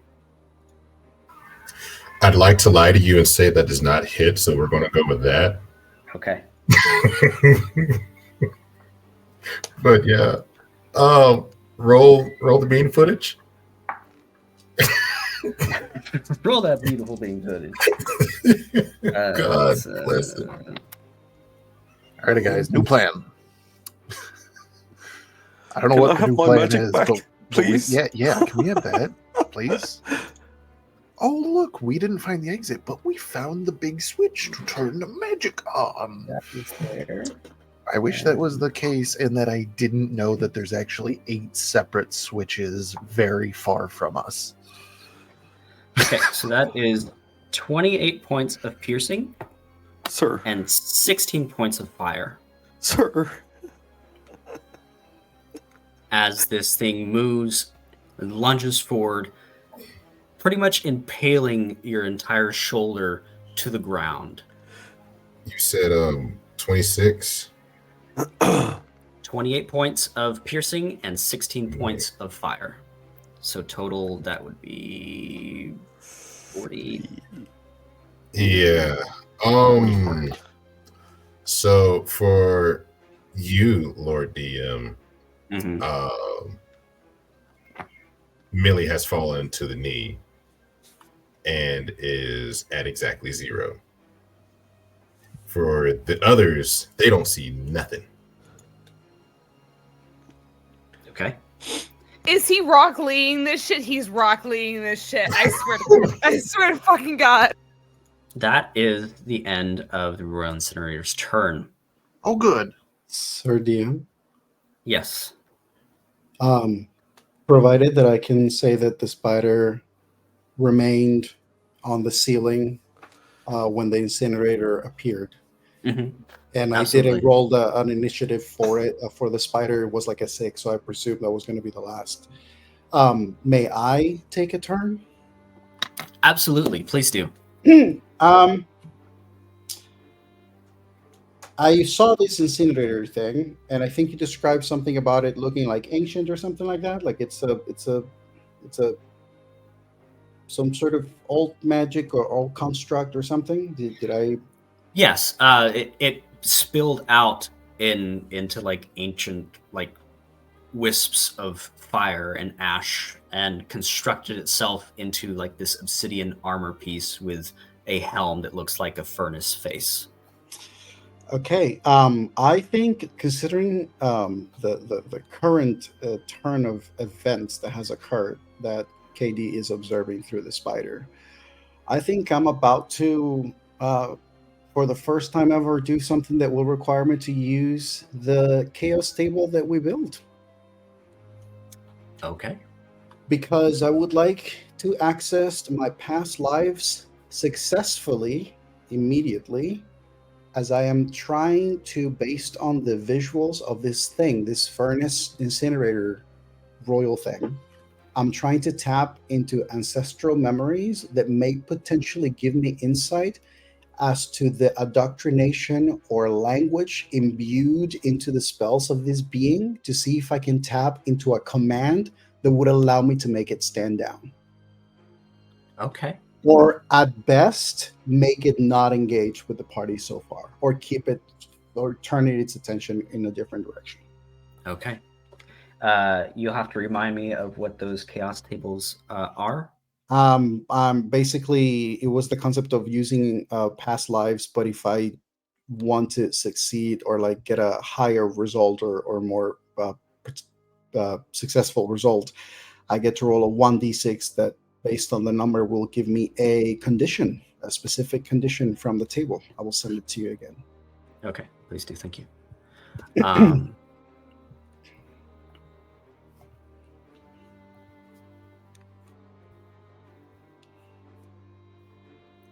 So you will have to roll. Let's see. What is it you have to roll? I believe this would probably be like a history check, and then I'm upgrading. Okay. So Go yeah, ahead. we have in the second paragraph, we had a thing of like immediately succeed. In the exchange for the immediate success, I roll a d6, and then one of the outcomes of that table will happen to KD.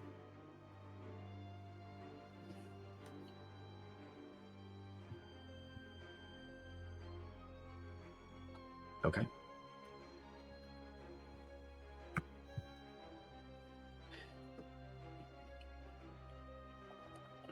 So you're choosing to immediately succeed.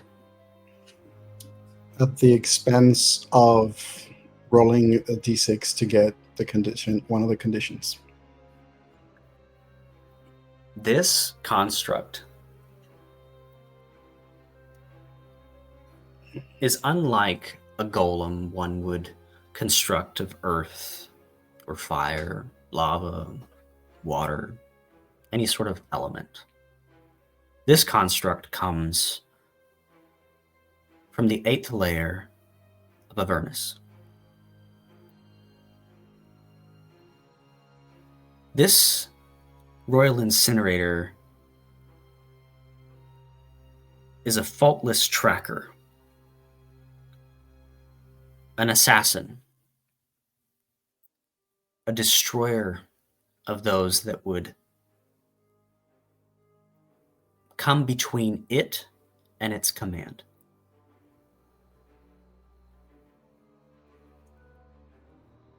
There is no word to stop the incinerator. There is a magical brazier that, if extinguished, would stop the incinerator. It has one objective in mind, and it will not stop until it has fallen or the flame has been extinguished.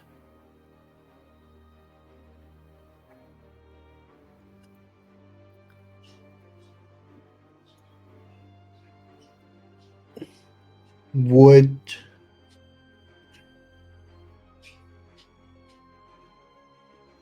okay. Do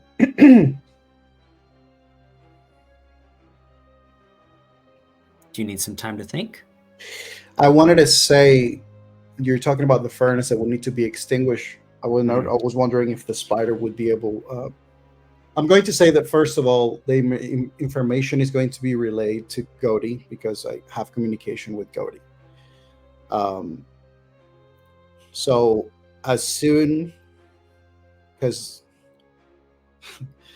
so here's the thing, as soon as KD taps into this information and knowledge, Godi, you hear the message from KD, but you hear strain in their voice. And you just hear it, say it, and then you just hear, I'm sorry, I couldn't do much more. And then you hear nothing else. And even though nobody would probably notice, KD is currently unable to use any spell or ability for 3 turns because of the chaos table that we built. And that's the price to pay for having obtained that information. They would attempt to message. Nobody can use spells right now. That's worth Well, it. as a warlock, I could, but I think the last thing that KD attempts to do is just tell the spider to attempts to or command the spider to go into the magisterium as a last resort, unsure of whether or not the spider is going to even like remain. They may not be able to communicate with the spider for at least. That's a good point. Make a dexterity saving throw for the spider, please. Ooh, Why? Because it was in the fire. Why are you making it roll? Because apparently a half is 30. Even if it's a familiar. Even if it's That's really very true, DM. Can't it just not be like a little corner to where Even he can if it avoid all of wasn't the horrible this- things that are happening to everyone else? Little guy probably has 1 HP. Even if it was in the sea. Oh my god, that's a 21. 21. It wasn't this like in the cracks in the ceiling somewhere. Oh, it takes half of 60. I mean, it's a spider, so if it takes any damage, it's dead.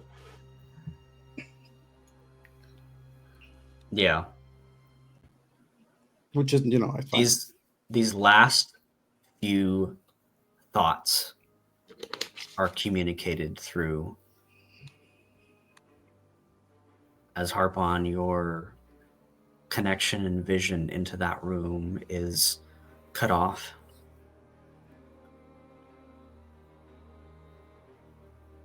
Millie, go ahead and roll me what you need to and send it to me, please.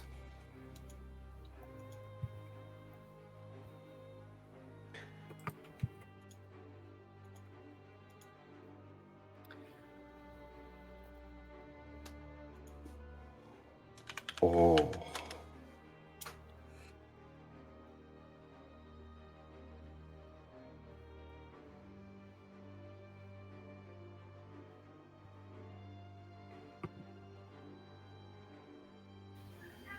Emrys. Yeah. You're next.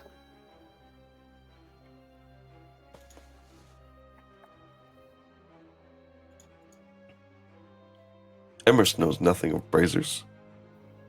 He knows nothing of Millie. He knows that if he stays in this fucking death pit for even a second more, he will likely never see his family again.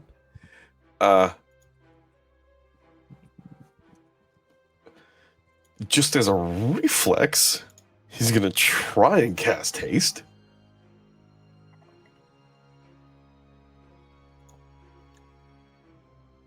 Doth it have purchase at all? You know what? Roll me a D100. Okay. You're stressing me out today, DM. Thank you. It's a 94. 94.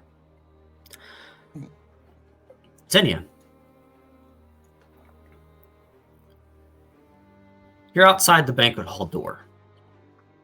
No clue of what's going on below your feet.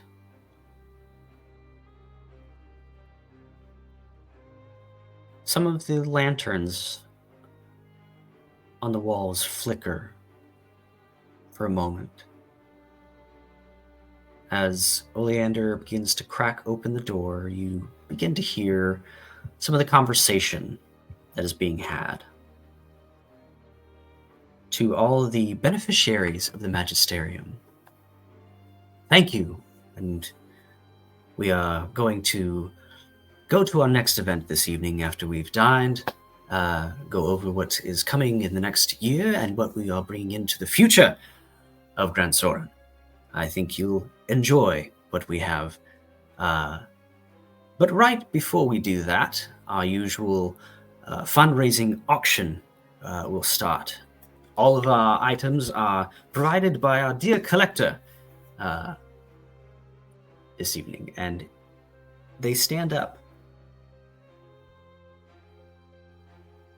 Someone you've seen before, Trevor, as he waves. Yes, I'm sure the selection of everything we've put together for you will be quite striking, from all sorts of different planes and dig sites from all over the world that you've most generously funded through the Magisterium. Our discoveries will lead us into a bright and prosperous future. He takes out a small pocket watch, clicks it open. Ladies and gentlemen, if you'll excuse me, I do not mean to be rude. Master Valeria Stride, I must excuse myself. And he starts making his way towards the door that you are standing at.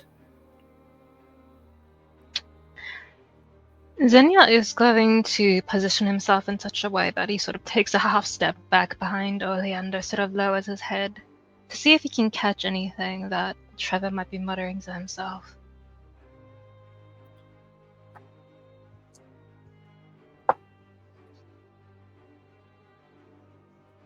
Go ahead and roll me a stealth check, please. Oh no!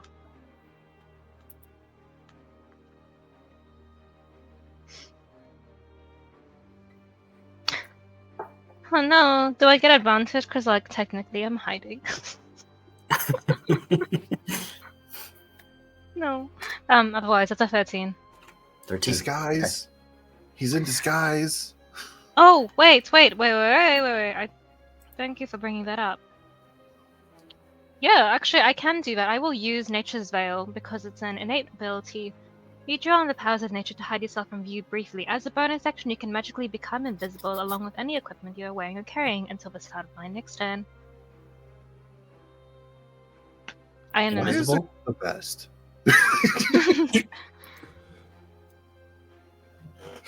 So much.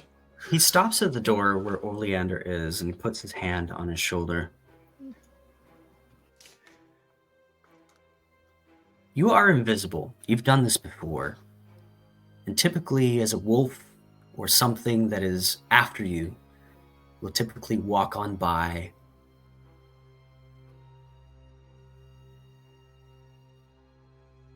I know you're there. Things are happening. Your friends are going to die. I told you to fucking leave.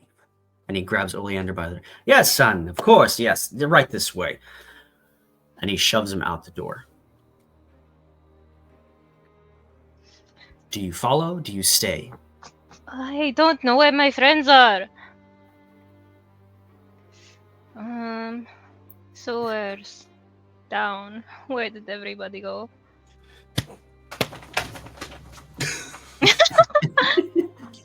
Silence. Before he leaves, Xenia will grab Oleander's arm and say, "How do I get downstairs?"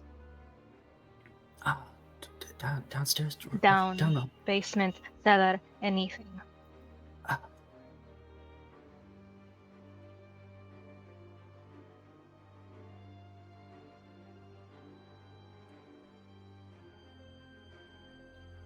Is this in earshot or in the presence of Trevor? Well, it's gonna have to be if he's grabbing Oleander and Xenia's like actively trying to stop him. He would be speaking in a hushed whisper so it does not alert anyone else.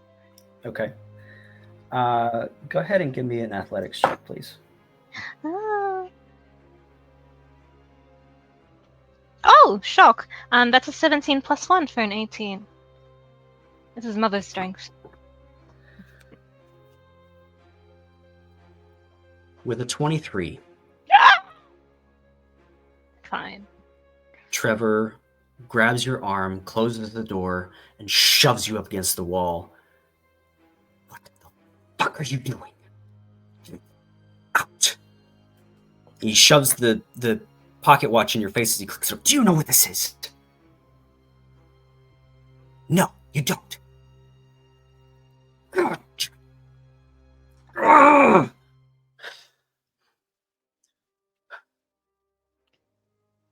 What do you know? You meddle in everything that you shouldn't. Your friends are going to die right now. There is an incinerator from a furnace beneath this place protecting something, and somebody's got a hold of it now, which means that thing is active and it doesn't stop until it has what it needs, which means killing everything in its way. I told you to get out. I told you not to mess with this. I told you to walk the other way. You and your friends are going to ruin everything.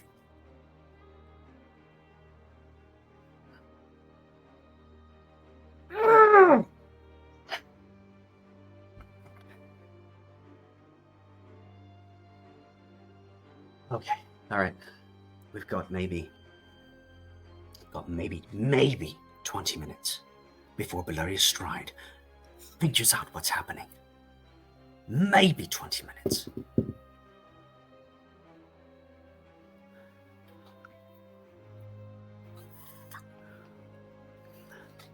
Then we have 20 minutes to bring this Magisterium crashing down on top of it so it does not get out?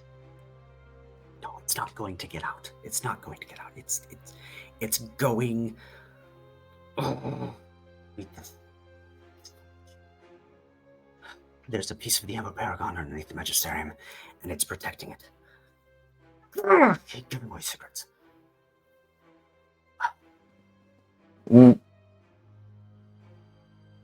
Isn't Goaty or William and Grendel making their way towards the tower?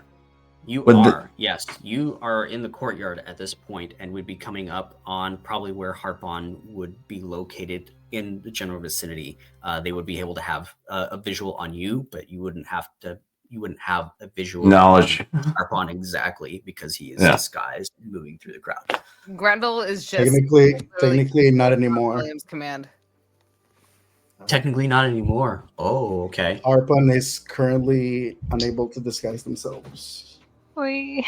Oh my So what does god. Harpon look like right now? That is Harpon. the question. They look like Harpon. They look like Harpon. Oh. But you know, preemptively speaking, they would have potentially sought a place where they would have been able to like at least take cover, especially because sorry, I didn't mean to hijack the order. No, you're but good. I believe I mentioned to you, Chris, that one of the things that Harpon actually would have attempted to do was to actually go to the particular rune that they saw from the vision, also from the bird's eye view of their familiar when it was flying, try to find that spot particularly, and they would attempt to move in that direction. Okay. So depending on whether or not that's close to the Magisterium building or not, that's a different story. That is far on the other side of the city from where this is at. The Magisterium building that you're at is very central to this, and that location is far to the northwest of the outer ring of the city in the warehouse district. Oh my god, you guys are stressing me out. So we're in the courtyard of the magisterium. Are we seeing Trevor and currently talking to Xenia right now? Or are they still inside the tower? I would say at this point, Trevor is trying to walk them out inconspicuously. Yeah. Depending on this conversation, Xenia, what are you wanting to do? I want to Because make if you sure want my to go friends- downstairs, Yeah. Trevor's going to Yeah. say, fuck it. If you want to die, go. Like, Does Grendel see Trevor trying to take Zinnia down the stairs currently? No, Xenia's possible. This is happening before we walk up, but yeah. Okay. Xenia, All right. Those questions kind of are determined by what's happening here with Xenia, whether if they're going further in and deep down, or if they're, I don't know. Yeah, up to you. Xenia is also carrying a paragon piece because I'm pretty sure he gave it to Rico. Mhm. He wants to find some way to subdue or stop or slow down any of those things, so would make sure his friends do not die on this day. Another day, perhaps, not today. He's trying to run interference. so If there is Okay. anything Trevor knows, now is the time to say. I'm going to have to go to my shop. All right, that is the only answer that I have.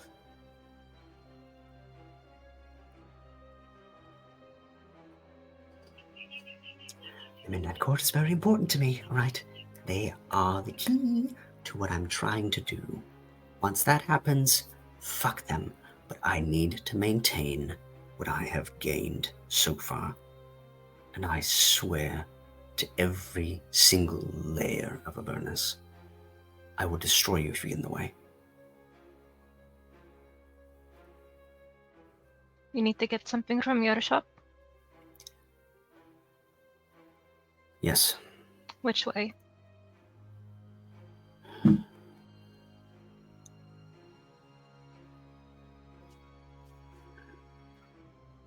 Right this way. And begins making it towards the main entrance. Once we are out of the main entrance, Xenia is going to summon Amaruk and have them both dash carried towards wherever Trevor needs to go. Okay, so With you would haste. see Grendel and William, Xenia, Oleander, and Trevor come down the stairs of the Magisterium to the cobblestone courtyard that lies in front. William, I don't think William has dropped his disguise yet. No. You haven't seen him. Oh, no, we were all together when William first finished his appearance. Grendel First is time. just looking at this, staring at all of it, and trying to take it in, not really understanding exactly what's going on, but yeah. Seeing Xenia with Trevor, rushes up. All right. Oh, what's the situation? What have we learned so far? Our friends are gonna die. We need to go to Trevor's shop now. What do you mean? What's happening? Why would we trust him? We don't have anyone else to trust. And at the moment, I would rather, as we are, as Xenia is, making sure Amaruk is, grabbing Trevor, grabbing Oleander in the tentacles, is explaining, I am trusting what information I know. Grendel is glaring at Trevor currently, just because she knows the kind of information he holds. You leaving the tower where Godi and the others are. How does that help? To retrieve something that would help them. Is that something that Trevor has said he's doing, or he's just going back for something? And he turns his attention to Trevor. And Grendel is just looking at Trevor. We Like- have 20 minutes to make sure as few people die as possible. We can talk and after. we need to use the most expedient route if we're going to save our Exactly. friends. Exactly, Well- William. Enemy of our enemy is our friend, no? So where is it that we need to go, Xenia? Trevor's shop, get on. Okay, and she is gonna like she is literally like Xenia, William, anyone within range, she's gonna try and pick them up and just be like, okay, where is Trevor's shop? Running. Where are we going? Tell Would me. this be Harpon as well? We haven't spotted him. Is Harpon here? Nope.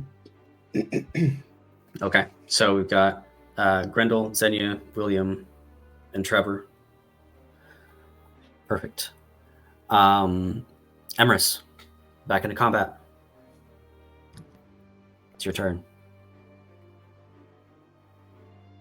Grendel.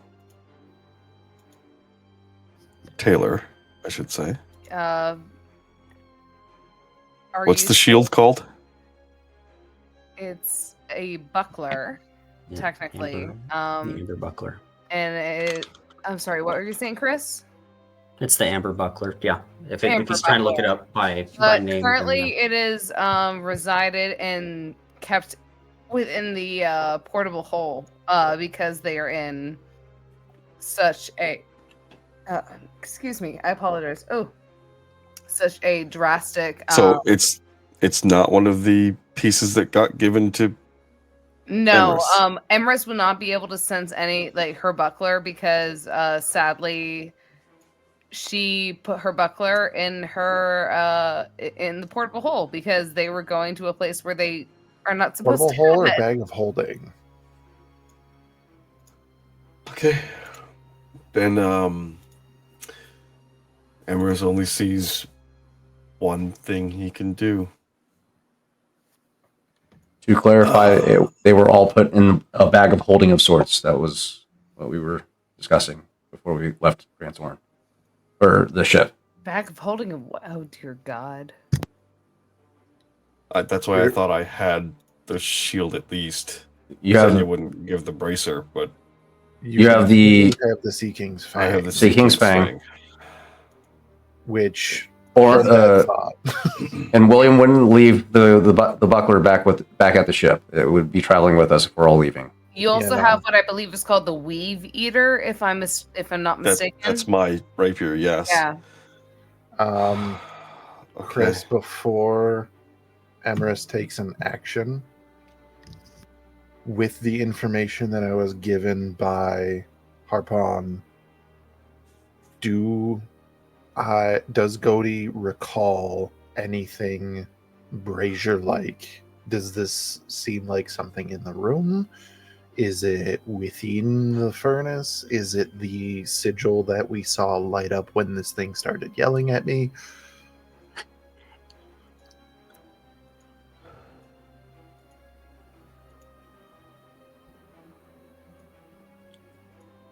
Roll me a wisdom save, please.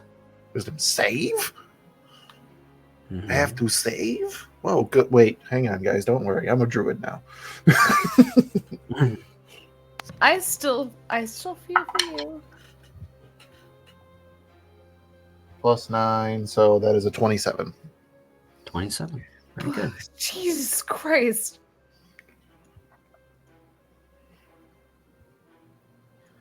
For a moment, you feel that sensation begin to overtake you. A spark of obsession before it recedes. But you hear, "'Tis not in the room with us. 'Tis elsewhere. Far beyond. Escaped we must.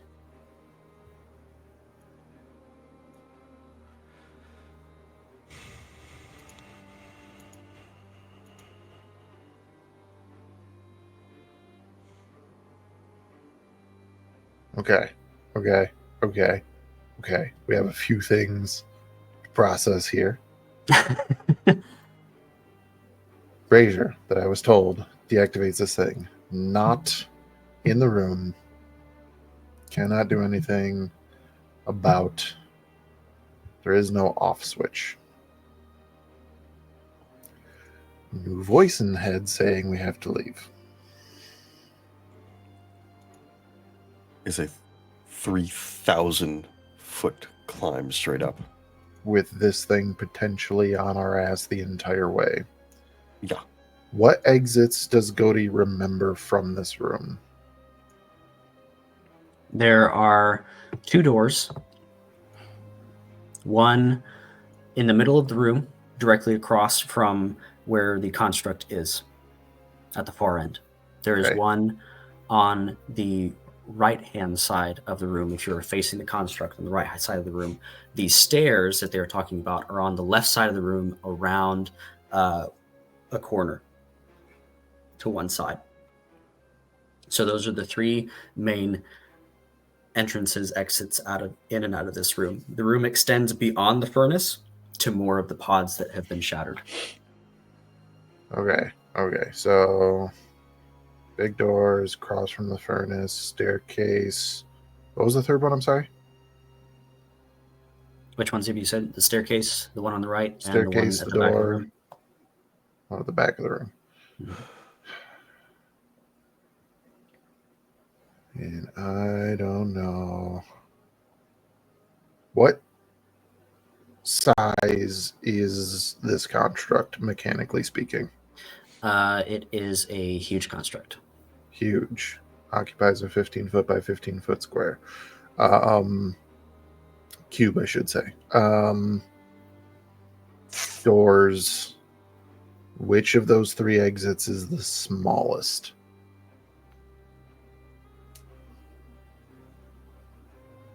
I would say either one of the 2 doors are about the same size, but they are the smallest. Okay.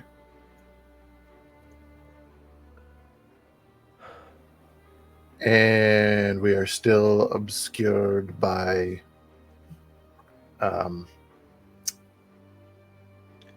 mist. Okay. It's not my turn. It is Emers's turn. So Godi's just going to yell loudly. We need to run. I need to destroy this thing is not here. We have to escape. There are doors. And we don't know that Millie's down, so I can't say grab Millie.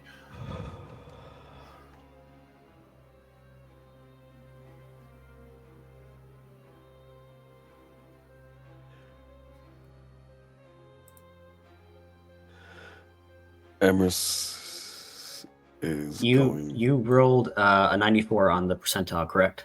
I did. For the haste. For the haste. I need you to make a Constitution saving throw. Oh, What good. level is haste? What level are you casting at?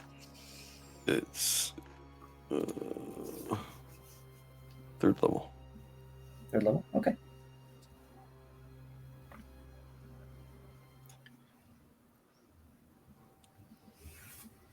No, that's bad. 8. Ooh. Okay.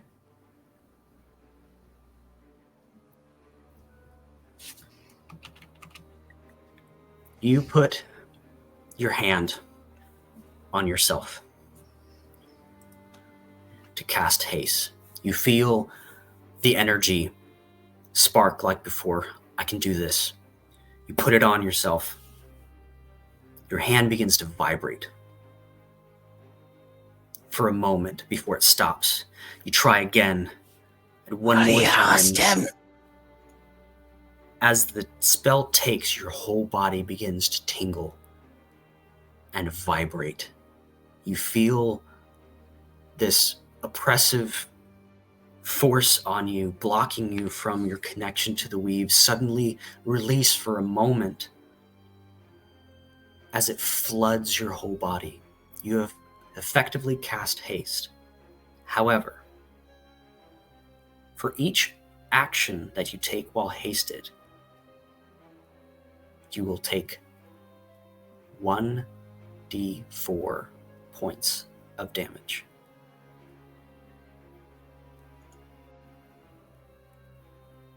I won't count bonus actions, so bonus action dash doesn't count. But if you dash as an action, attack as an action, use an action, 1d4.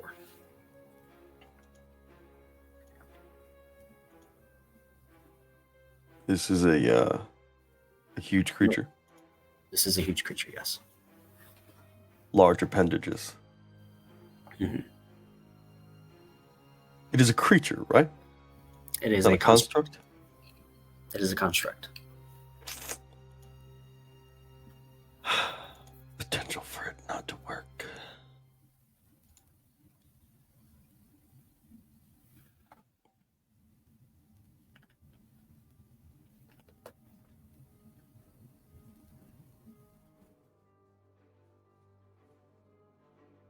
Fuck it.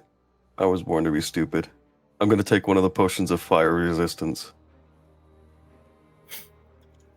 Okay.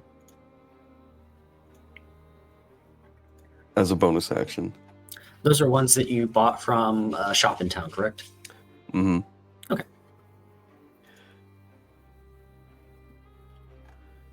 And I'm gonna action dash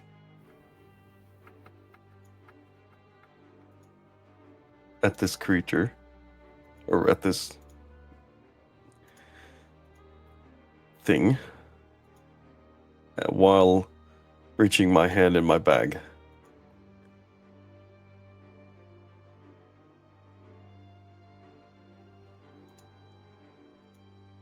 I don't have anything left, do I? Shit. Cast a spell. Let's see. So maybe I wait for my next turn. Okay.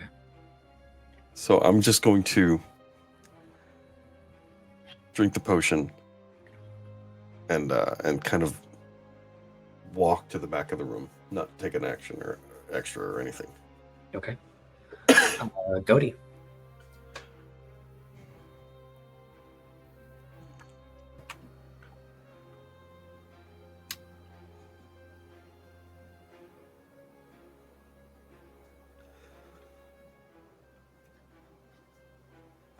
Find that door. That symbol that showed up or that I saw, Mm-hmm. do I feel like affecting that in any way would affect this creature? It is not the off switch that's apparently off site.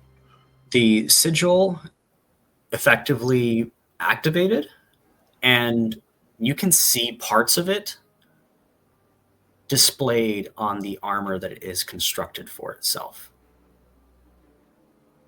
If that makes So it is not. sense.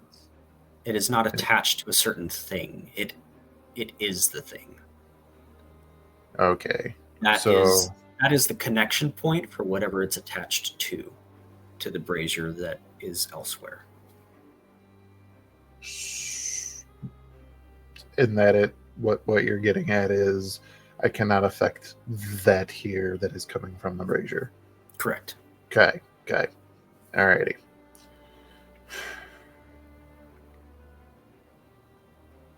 So, second plan then.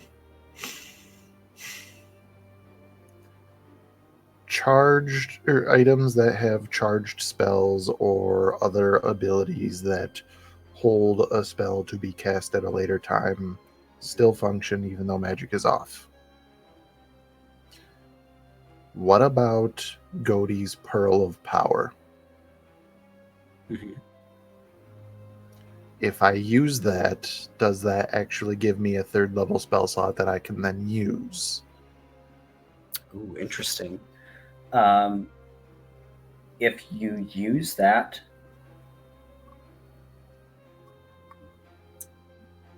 I will ask for a D100 roll.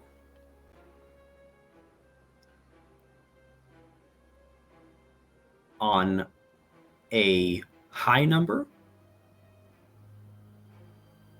you have a moment to use it. If you don't use it this turn, it will go away. If you roll a low number, it is devoured by the dampening. So that is the issue then, because it takes an action to use the Pearl of Power. I will let you cast that spell as a bonus action.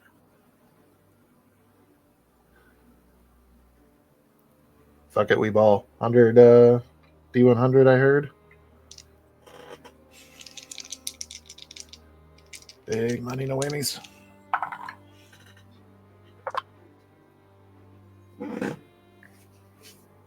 That is a 7. That's pretty low. Yeah. You activate the pearl.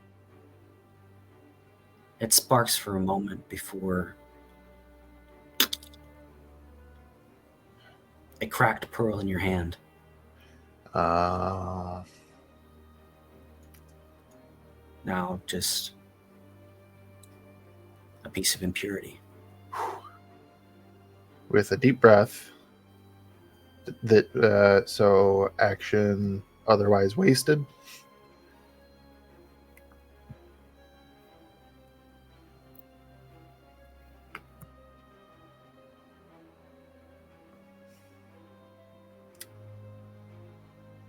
Because if that is the case,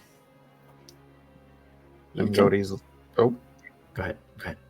I was gonna say if that is the case, then Godey only has one more contingency left to use, which might slow this thing down enough so that we can get out of here.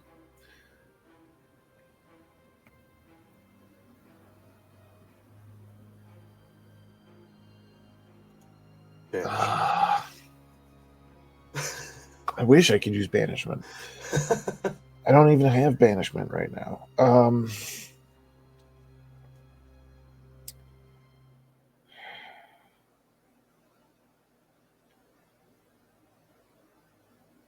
Things are going so well, aren't they?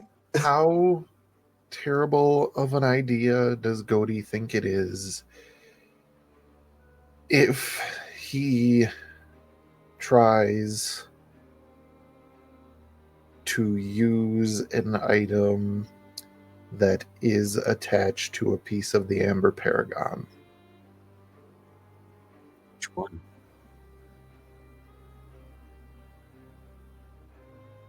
The Sea King's Fang. Because he knows that is on Emrys's person. Yeah. It's in my bag. A bad idea in what way?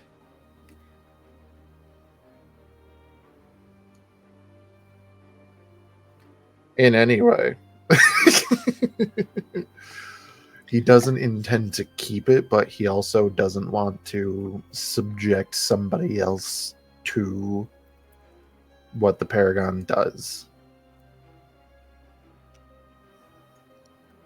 The Sea King's Fang was restored to its former self.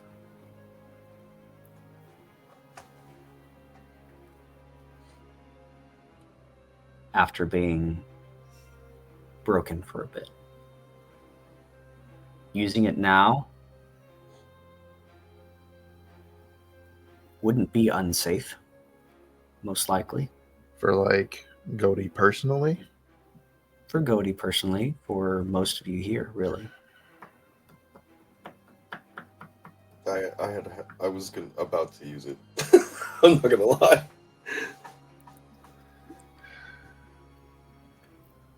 Yeah, without that in-character communication, Godey isn't going to tell you to use it.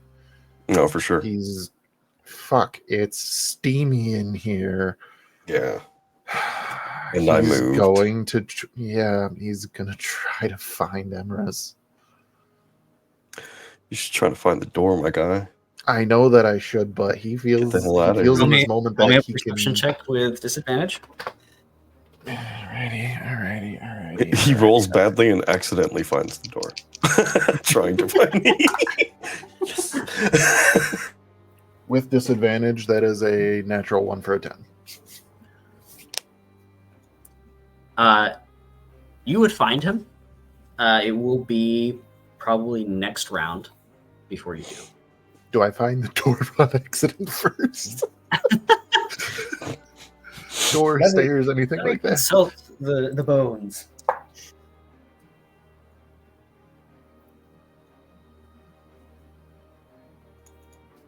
Sure, why not?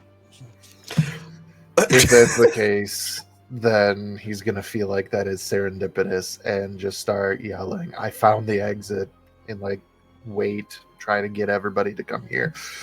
And I'm mad that we don't know where Millie is. As you shout, I found the door, the red glow swings from one side of the room, focused on your direction, and that's where we're going to go to break. We'll see you back in 5 minutes. Hate that. Don't. And we will continue our story for just a little bit while longer. Get some water, get some snacks, take a nice little break, and we'll see you back in 5 minutes.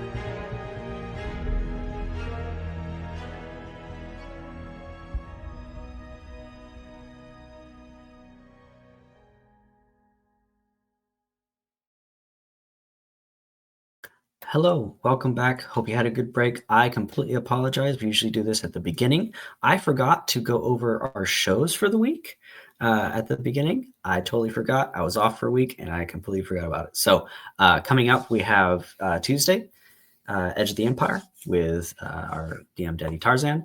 Hopefully, if you're feeling better by next week, Sai, we'll be running Valley of Endless War on Wednesday. And then once again, Tales of Vardin on Thursday, with a special dimensional dial coming up March 2nd, I believe. So keep that in mind as we move forward to other shows this coming week. Keep in mind, we're all human, we're all people, so we might get sick and have to call things off. We appreciate everything that you guys do to kind of just hang with us and roll the punches as they come at us. So if there's nothing else, let's roll back in. Before the incinerator takes their turn, Grendel, William, Xenia, and Trevor are headed through the streets of Grand Soren.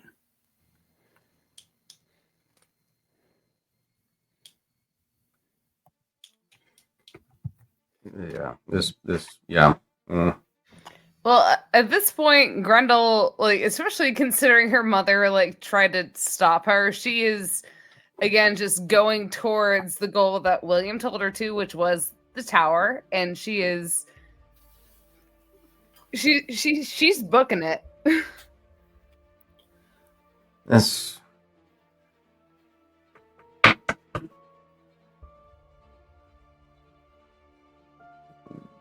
hearing that the others are in trouble and he's being dragged off in another direction. William's very upset right now.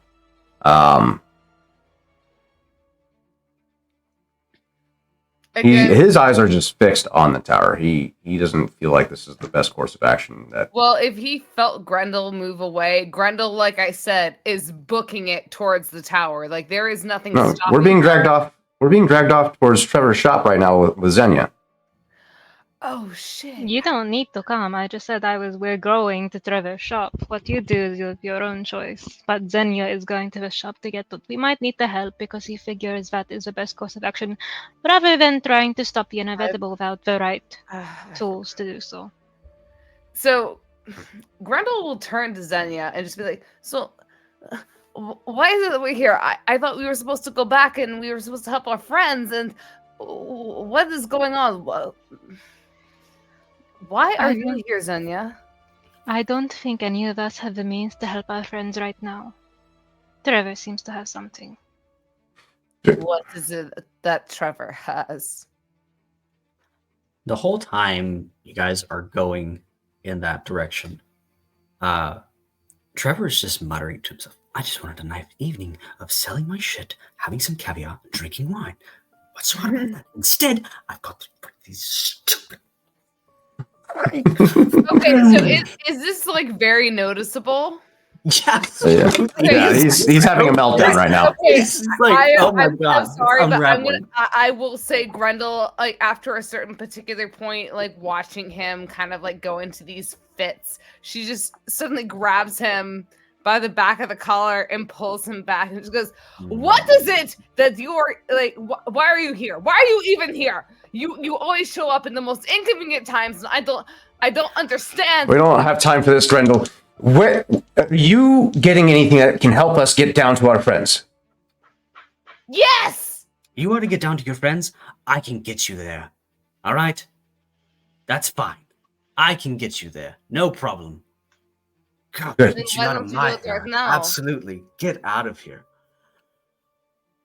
We need to get down I there. do want Xenia, go with him to help. Grendel, due to what her mother said, immediately pulls in Trevor face to face and goes, "Why do you want us out of here?" You are nothing but trouble. I told Why? you to go the other way. I'm so sick of somebody telling me that I am nothing but trouble or something else. Tell me, what is it that I am standing between what you want to accomplish? Tell me!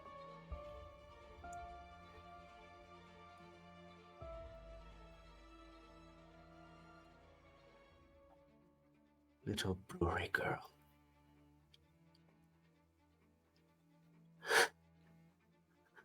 You're meddling with things beyond what you can handle.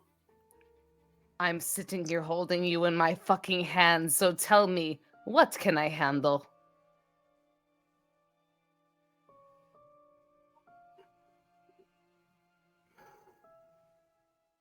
Anger management courses are coming in clutch right now. Absolutely. Goose fraba. Let's all bring things down a bit. It's getting far too heated where your friends are. Well, you're the Say one that. who is acting like everything is losing their fucking mind right now, so tell me, why Yes, are and I you losing your apologize. fucking mind? We're talking I'm in losing- circles, Grendel. I'm losing my mind because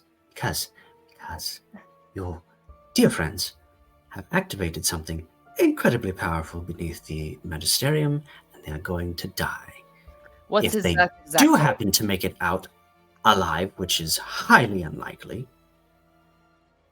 everything I've worked towards with the magisterium begins to unravel and fall apart.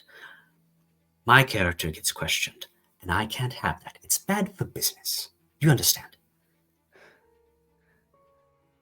So tell me, you don't want things bad for business. So, what is it that you want us to do to fix this problem that you have? I want you to go away, disappear, get out of here.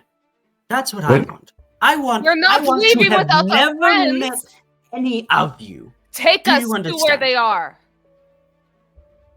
All right. You want to go where they are? Yes. Right this way.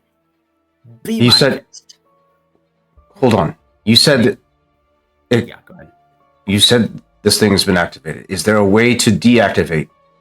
Yes, that's where I'm going. We have exactly 20 minutes before everything goes absolutely bottoms up. Do you understand? Grendel just releases Everything. the back of his collar and lets him continue to speak. Okay. All right. If we get, I mean, we're walking while this is going on, but has this conversation at all drawn any attention from our surroundings as of yet? Is anybody watching us? You're in a safe enough location that I would say no. Okay. All right. Then take us to wherever it is that we can stop this from happening. We need to. If this is the best course of action, which I'm having trouble trusting, but if it'll stop it, then let's go there. Grabs him by the shirt and just pulls him to her and goes, "Show us where we need to go." like still as an as idea. like Please let as go. William's beating around the bush, she is just not here for it. She is not here for Let's it. go. Lead the way. Why is it whenever I tell you I'm doing something, you can never just take my word that it is the best course of action? We have friends' lives hanging in the balance. We can't trust based off of no evidence. We need to make sure that we are sure what our course of action is. He's told you exactly what he told me, which I then told you. But that's neither here nor there. Amarok, go. Grendel does take a moment, looks back at Xenia, and she just kind of has a very lax look almost and just goes, "Xenia, I'm scared for my friends." And continues on as she was. They're my friends too, Grendel.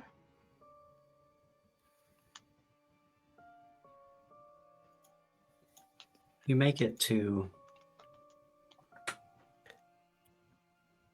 a shop through one of the higher districts in the city. Upon unlocking the door, entering, it's a small, simple shop. A table at the front with metal bars on the front, kind of like a bank.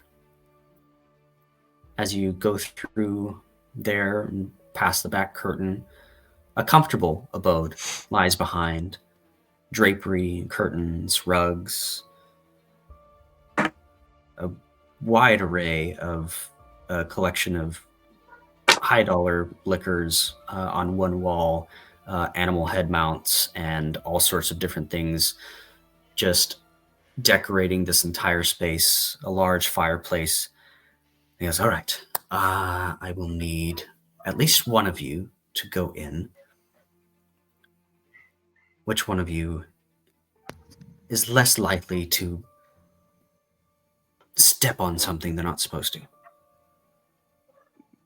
Grundle's just like gets a little bit smaller. You watch her go from 8 feet to like probably like 7.5 feet as she's just kind of just like. Out of the three of us, Not Zenya's the best candidate. Perfect. Then, you're coming with me. You two want to go see your friends? Correct? Yes. I want to help any way that I can. That's all I want to do. Very good. He goes through to another drawer, unlocks a sigilled drawer. As it pops open, he grabs a small felt bag, reaches inside of it, and throws this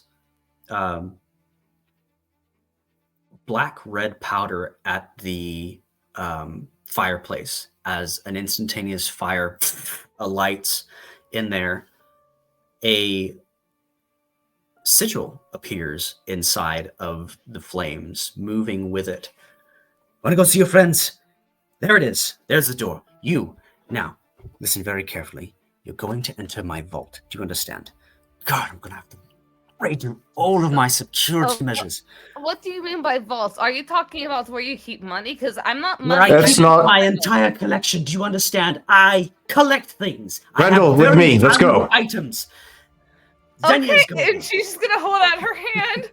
She's just gonna hold out her hand for. William takes her hand and charges into the sigil, leaving Xenia with Pepper. For accounting purposes, Xenia, you got a sending stone. Grendel, you also have one. Grendel was the one who bought them originally. Trevor's so stressed. He needs to be blessed, bro. Just relax. Leaving a sending stone with Xenia, the two of us rush into the fire. You instantly catch fire and die. No, I'm just kidding.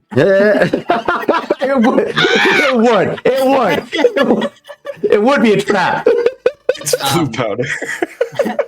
Then Trevor goes on to explain, I need you to enter this vault. I also need you to make it look like it was a break-in. Do you understand? Knock some things over. Step on some of the traps. There's one here, here, here. Now, I wouldn't suggest activating this one, that one. Definitely don't do that one. So here, right there, and he begins to explain how to make it through this labyrinth of a place to a small door hidden at the back. Behind this door, you'll take this particular stone, trace the sigil in a very, very particular order. If you don't, sudden death. Do you understand? Behind that door is a brazier. All that needs to happen is you open the door and speak this incantation. It will deactivate, and your friends will be safe. With his desperation, I cannot be subject to questioning. Do you understand? I understand. With his desperation, is it like very clear, like this is something that will happen that he needs to get done, and it's not some sort of trick or trap? Because that's the impression that Xenia is getting. This is just him making sure. Your initial impression is correct. He is reliant at this point on you achieving this goal. If you do not, then there's a lot of other things, he's trying to gain control. He's hardly ever a person that finds himself in a situation where he doesn't have control of what's going on. He's usually on top of the deal. He's usually not getting screwed by anything. And there are a lot of unknowns with this. If your friends die, then what happened down there? Investigation happens, blah, blah, blah, blah, blah. If your friends get away, then his thing doesn't work, then questioning this, that, and the other thing. And it's just all a big mess, and there's what ifs. The best case scenario for him, if you don't get through with this, is your friends die. That's best case scenario for him. But he'd rather just forget the whole thing and put things back the way they were. That's what he's trying to do. And that's the impression that you get. He's not trying to send you in here to your death. Everything he has said has been true to the letter. I am satisfied with that.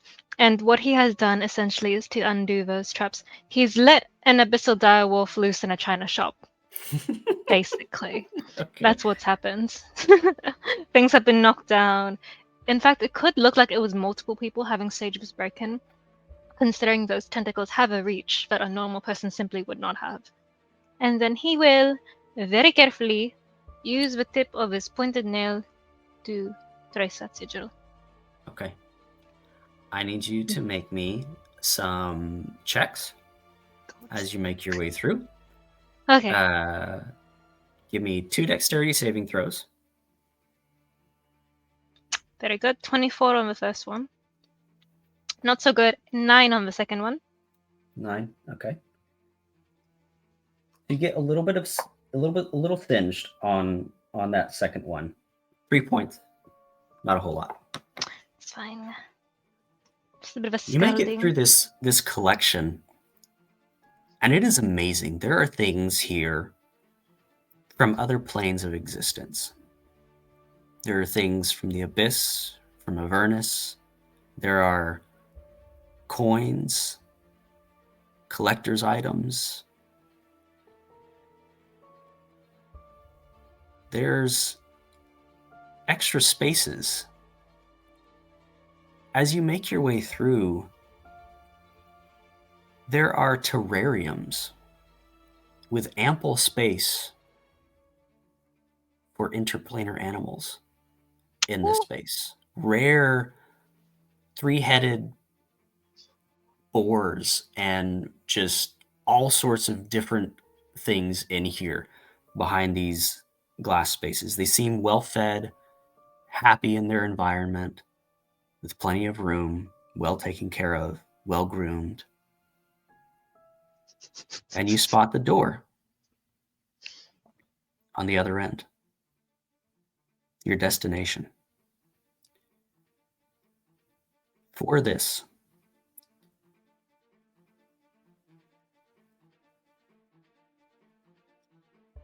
I need 3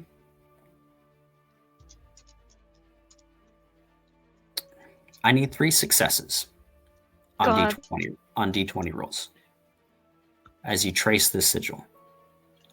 Hopefully all perception.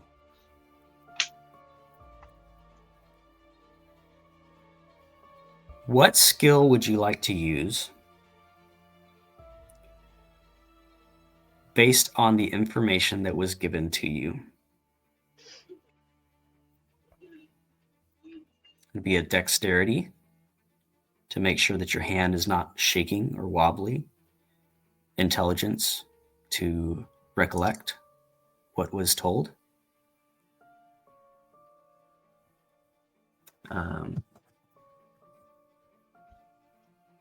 Arcana.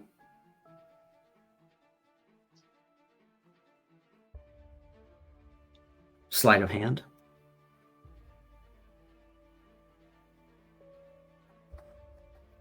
It'll be a different one for each roll.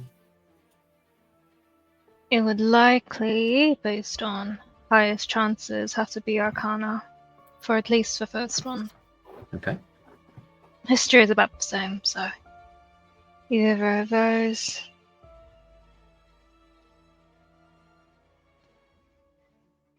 I will do Arcana, praying. That was only a 13. You begin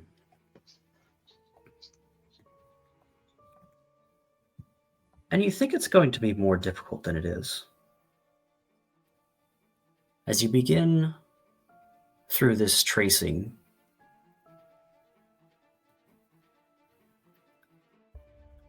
you recognize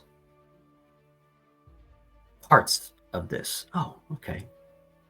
Parts of these are abyssal, mixed with infernal. As you begin to trace, 1 success.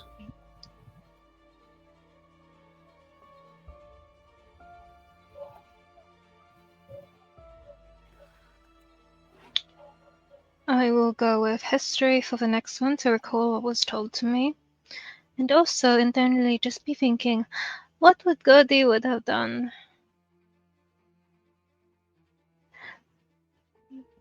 That was unfortunately a 9. 1 success, 1 failure. As you move through, the sigil begins to go from a calm blue glow to an unsettling greenish yellow. Would I able to use either insight or perception in my own sort of frame of mind to see where I would have gone wrong if I had traced it incorrectly, if my hand had wavered? I'd say insight. These rolls are not good. That was a 13. 2 failures, 1 success. Oh my god, let me refresh my page. Different rolls for each one, eh? Mm-hmm. So scared. If you'd like to re-roll one of the others, the DC will increase by 5. Oh my god. The DCs are also increasing each time you make a success. Ah, I see.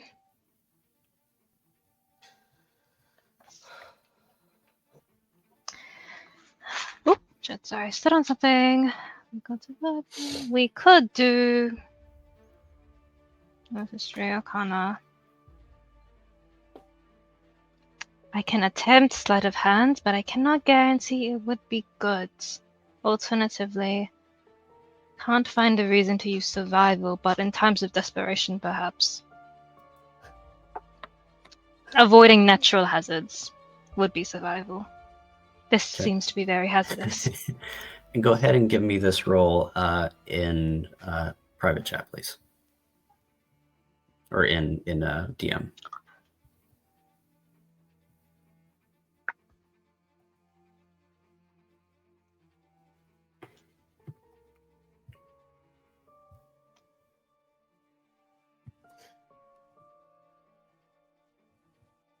I'm sweating.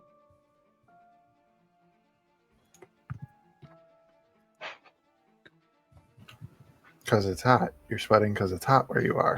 It's very hot. It's honestly, you've been very hot. It's got this nothing the to do entire with stream. It's got nothing to do with the stress. The It's yellow 30 green degrees. glow subsides back to a calm blue. 2 successes, 2 failures. You're almost done. I'm almost done. Send this one to me as a DM as well. Okay. No one look at the page so I can roll it. I don't have my physical dice with me. Nibbida-woo. Nibbida-boom.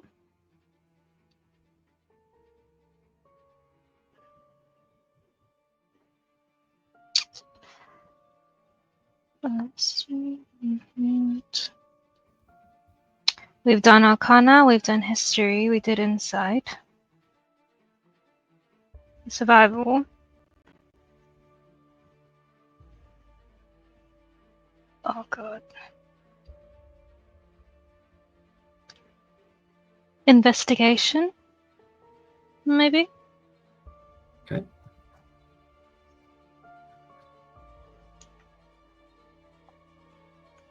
Guys, I feel like I'm gonna be sick, and I feel like it's a very Xenia thing as well. Oh! Oh, no. What did I just say I was gonna roll? Investigation, right? Investigation.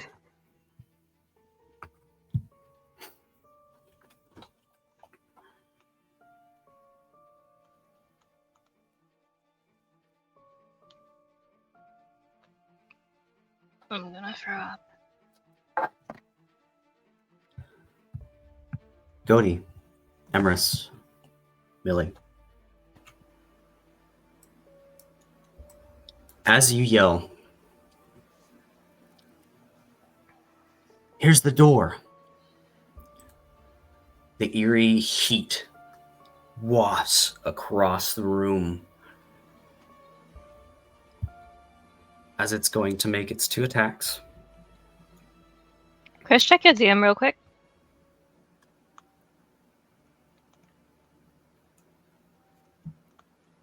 Then also specify whomst it's attacking. Hoomst. Because the stress. Let's see. Where is the information for... There it is. Okay. Each long rest.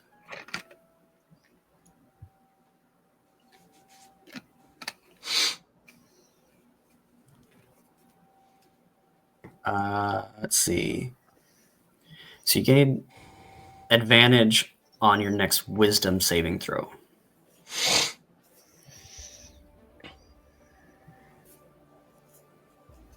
You muted, Zen. Where is that? Let's see. I sent you a photo of me pointing to the line. Let me see. There it is. Let's see. Oh, there it is. Come on. Help me, Xenia. You're our only hope. Once a day, we roll an intelligence, arcana, wisdom, insight. We roll adventure.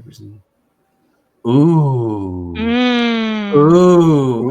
Ooh. That's tasty. Oh. I knew You I'd give you gave that me for a this ring. reason. You gave me this Ooh, ring. that is nasty work. I love it. I love it. Go ahead and re-roll. And I'm send me- sweating. Yeah. I'm so Because stressed. it's hot.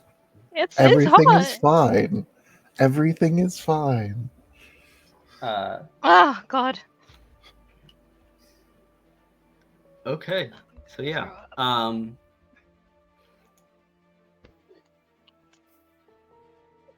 gonna throw up. Everything is fine. Proceed. That's all.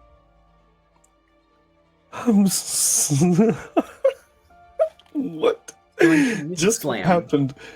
We don't know. We'll find out sometime. Eventually.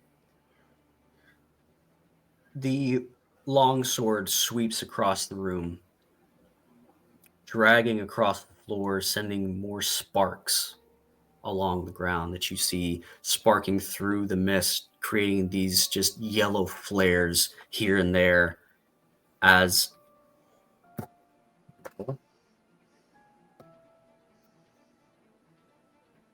a 30 Goaty.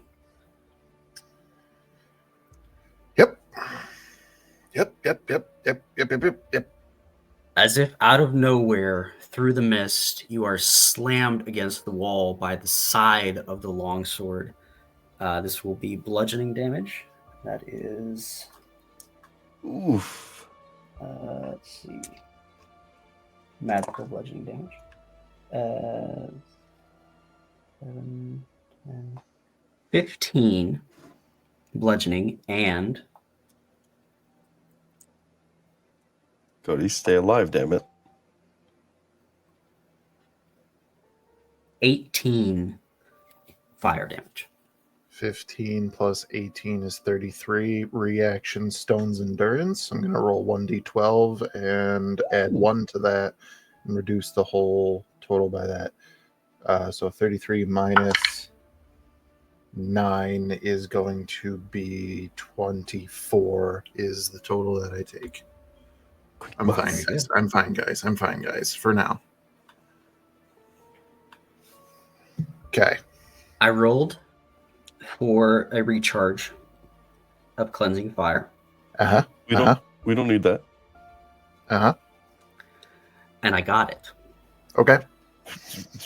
It So I need dexterity saving throws Uh-huh.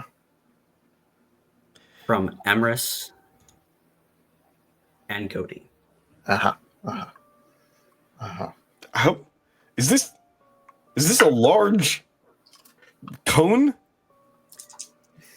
We were on different sides of the room. You're on different sides of the room? Yeah, I was around like on the wall's edge, and he was looking for me, but like he went Okay. around this way. Okay. Then it is just Cody then. Shit, I was hoping it would be me.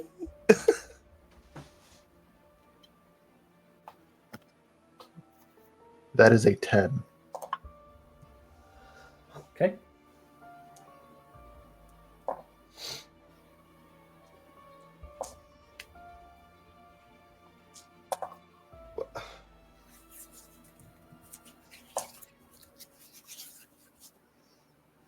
Six, one more. This is so bad. It's so bad. 2.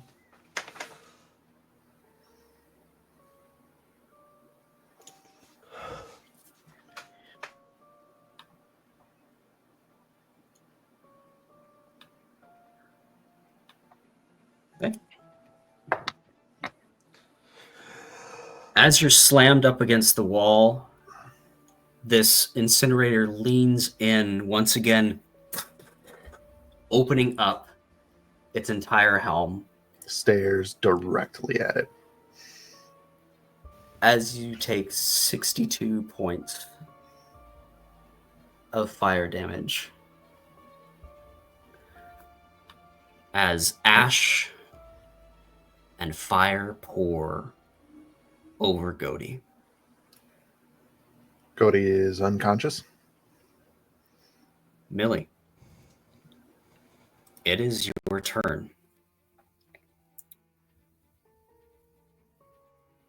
I need you to make me another death saving throw, please, and send it to me in direct messages.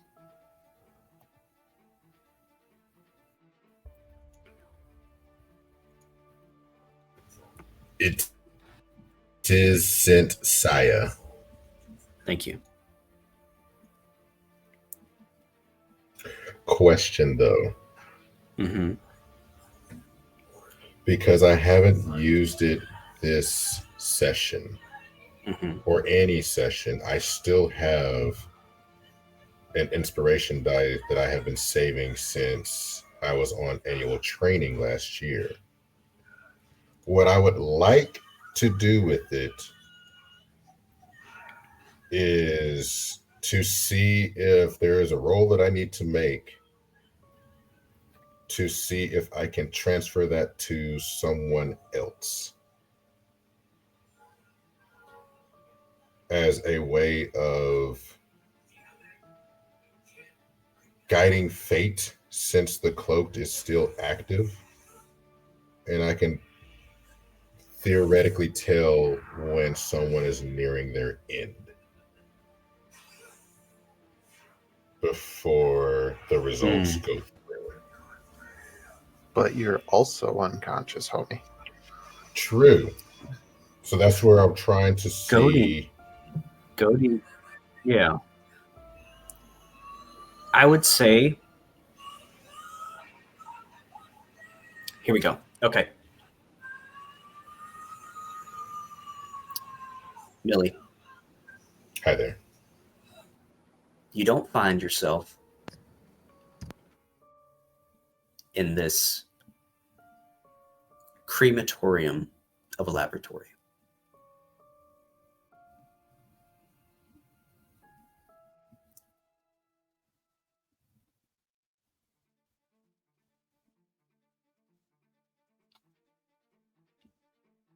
You sit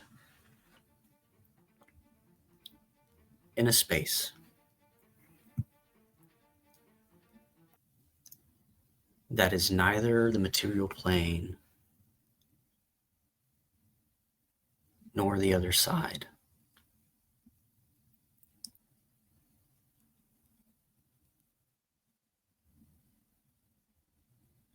An old sage sits at a desk before you.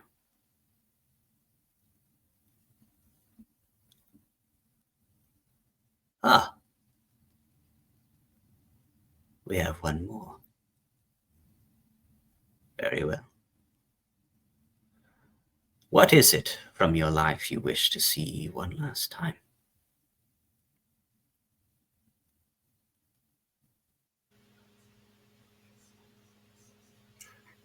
I'd like to see my desert flower one last time before I part to the sands of time. But I have one condition before that is met. First, you see, my soul belongs to another that I've made a deal with, and my times of due have come.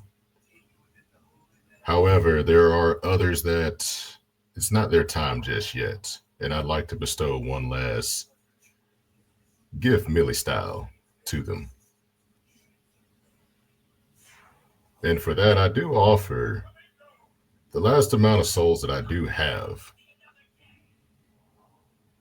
But I want to give someone one last fighting chance to make it out before it's their end. If you could humble me so kindly, sir. That is not for me to say. I am the giver of vision and gifts. The one that holds your soul. They are the ones that will decide your fate. And whatever gifts you wish to return to the living.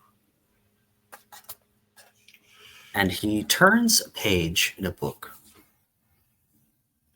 wipes his hand across it. As he pulls it up, sand begins to sift from his hand. As it begins to swirl and blow, a sweet, hot air comes across your face. A small town right on the edge of the fallen star desert. Unburned, untouched, just as you remember it. And playing in the front yard with their pet, small child, and behind them, your beloved wife.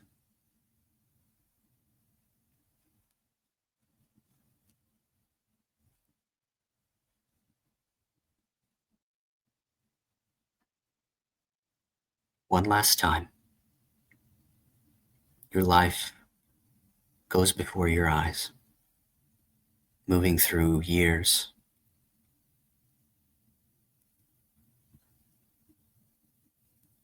through different accomplishments, things that you've done, deals you've made, pockets you've swindled, games you've played.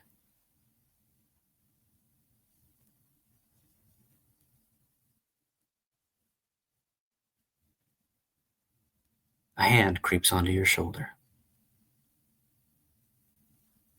And behind you, the silent queen. It's time, my little raven. I knew you'd come for me at some point. It's good to have that sweet death's embrace. You know what I'm saying? Just to think, all that running, all that luck I've had, finally caught up to me. Funny how things happen. But Cards always turn. that they do. Well, let's get a move on. Can't keep them waiting, but I do have a favor to ask you, Queen. My goddess of the shadows, my goddess of death, my goddess of fate. I have but one thing to ask. as a humble servant of your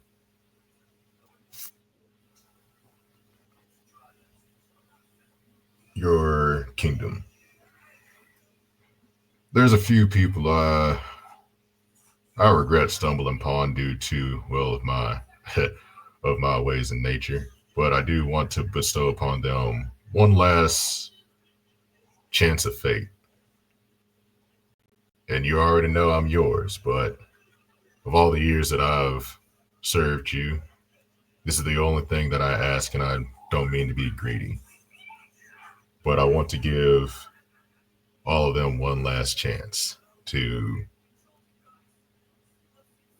see their loved ones and families and don't pay the same price I had to do. 'Tis my time after all. And hell, worst thing that can be said is just no.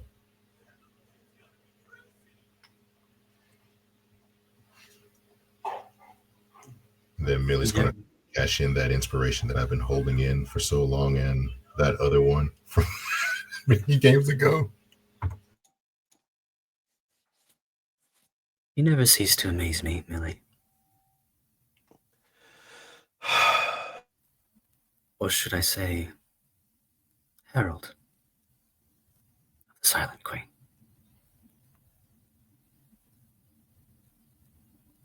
Come, my little raven.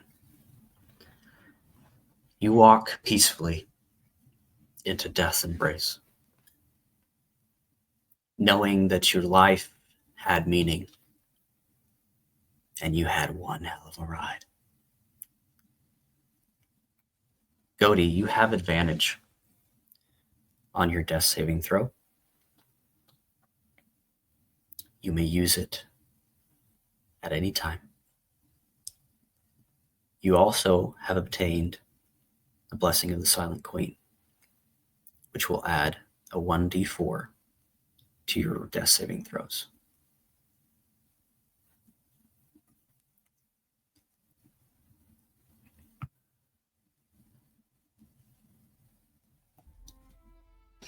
Fucking Millie.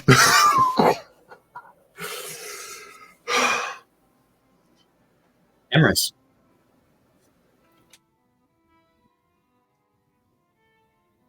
It is your turn. As William and Grendel burst through, they flash into this room, blinded by fog, blinded by the reflection of intense heat. Where it was a crisp, cool autumn evening up top, you might as well be in the pits of Avernus. It is hot and damp. It is over 150 degrees in here. The air is thick and hard to breathe, filling with more fire, ash. As you look across the room, you see this large, towering obsidian construct bearing down with sword and flame on something. You cannot see Goaty in the flames.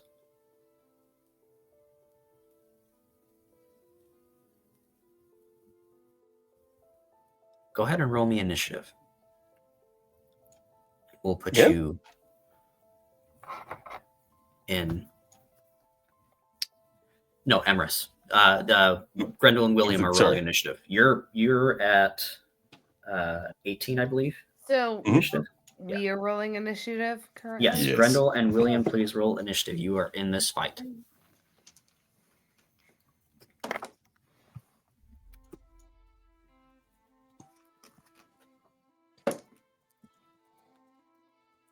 I got a 19 and a 16 for a 19.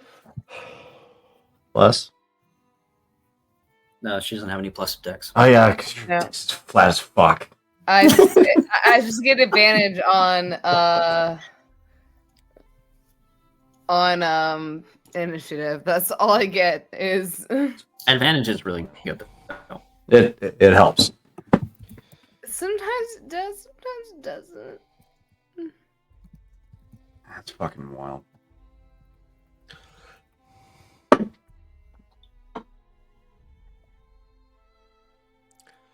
So And it'd be really cool if I could, command the dead.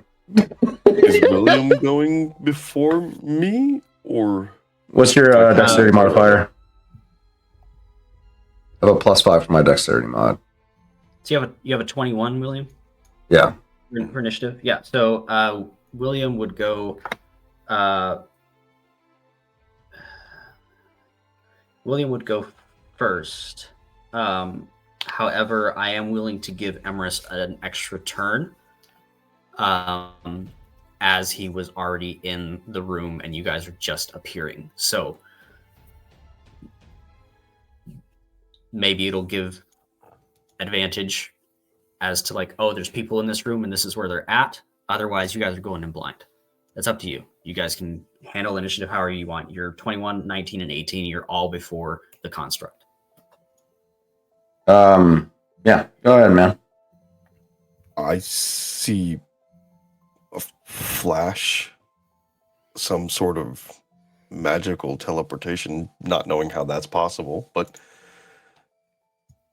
and I just think, God's more people in this room, more people to die. No. And I rush the golem. I use my full movement speed to get there. And I'm going to attack it, but not with a weapon, with the thing that I'm pulling from my bag instead. Okay. I am going for any loose appendage. A hand that is fallen to the wayside, a spike that's coming off the side of it, anything that will fit inside of a small space.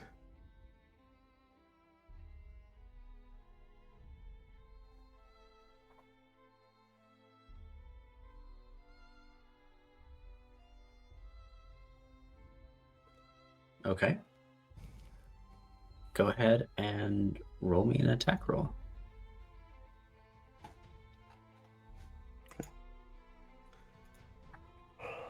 And should I use? Because you're using your action to do this, correct? Yeah. Should I just do like a dexterity? Yeah. That's 3 points of damage. But yeah, just do a dexterity mod to your attack. Come on. Natural 20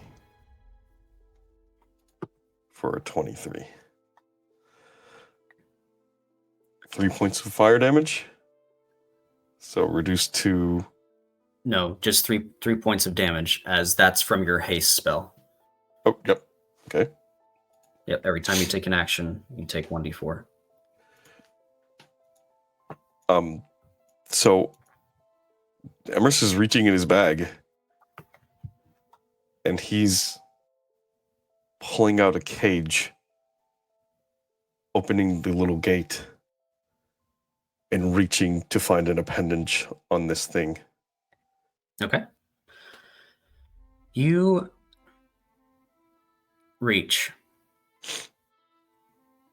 and you are able to latch onto its hand as it's holding Gody against the wall with one arm and blazing him into the floor with its face. Its other hand is free to the side as you clasp in around it. This is the transmutation cage. Mm-hmm. Does it become a tiny bird? It does not become a tiny bird. Okay. For transmutation cages, and I maybe should have explained this a little bit more, and we can retcon if you would like to. But I enjoy this. I knew it might not work. You have to transmutate something to put it in there. And once it's in there, it maintains that transmutation spell infinitely. I thought that it So said something like polymorph cage or did something it. like that. Yeah. Uh, No. The cage maintains the spell.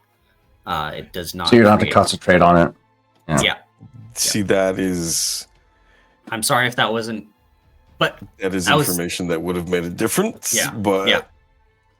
So we whether you can do that's- something else if you want to do something else. I'm totally okay with that. But and honestly, we I can even have use your nat 20 no idea roll. what I don't- else I would Yeah. do. Get out the room! God damn it! You heard Cody say here's the door. Yeah, let's put that into visual perspective as if this was a movie. Emerus looking around for an exit. Here's go. I found the door There's this the way. Found the door. And no more Goaty sounds. Yeah, then honestly, the thing that he would pull out of the bag is not the transmutation cage, but the Sea King's Fang. And he's going to swipe it at the thing as he goes to grab Goaty and drag him through the door. Which one? It's an action to pick up a person. I have 2 actions. They have haste, yeah. Ooh. So roll me Saucy. some damage on that attack. Well, what even is damage with this thing? It's a finesse weapon, so either strength or. Wait, no. If I may, sir, the Sea King's Fang can create a tidal wave to push things back hella far. Don't want to get you caught up in that, and I have no idea where you are. Just How long is this Don't. steam lasting for? Well, I mean, if he uses that spell, it's going to create more steam. Yeah. that's also true, but at least the thing will be far away. Maybe. Yeah. It has How a big is- chance to push it back. It seems pretty strong to me.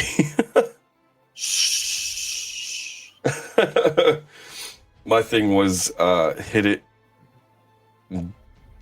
do damage, hopefully it like distracts it for the moment, and then I grab you and pull you through the door.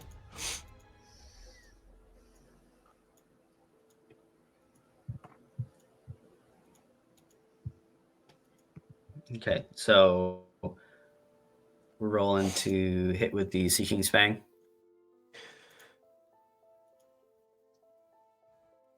Yes. Okay. Would it be plus? Is it +2 or +3? To hit? The Fang can be any weapon that you need in that moment. So if you want to do a strength weapon or a dex weapon, it will shift. That's one of the No, I perks mean, of the Sea I King's was Fang. asking if it had plus charges to hit, The- like plus The hit. modifier. The hit modifier. It's a +1 weapon. Okay. It is a Thank +1 weapon, yes. you. So dex.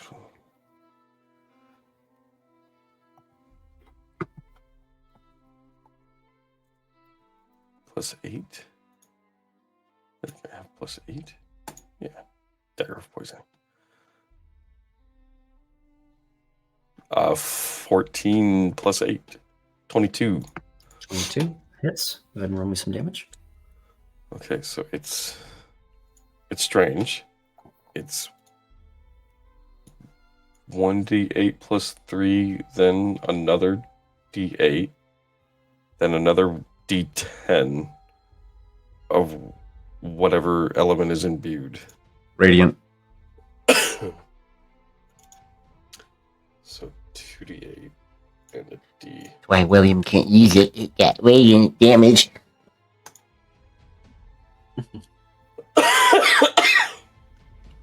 Just put new damage in it. It used to have cold. 16 damage total.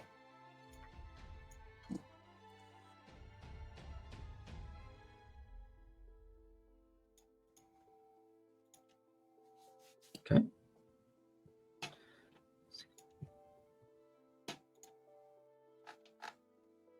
Okay. And you said you were grabbing Goaty as an action and dragging? Mm-hmm. Okay. Using another action is another d4. Yes. That is 4 more points of damage. We'll consider it force damage. As you're pressing through the spell that is continuing to basically eat you alive. That's hot.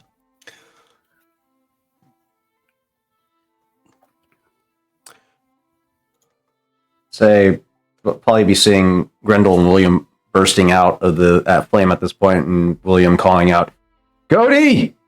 Emrys, where are you?" Door! Time to go! If we're doing things, bonus action rage, you would just see Grendel barging in with flaming hair and just ready to fuck shit up. Go ahead and roll me that D100 for your rage. Yeah. William, what are you doing? Gonna look around the room. I know Millie was with Emrys, so we'll look around. Dash, dragging Would you like it? Cody through the hallway, by the way. Okay. Getting him as far as away as I can. So I'm gonna look around, seeing Emrys running up to the two of us with Goaty in hand. He's gonna continue to look into the room to see if he can spot Millie. That's Okay, go ahead and give me a perception check. straight 70. Straight 70. Yeah. Okay.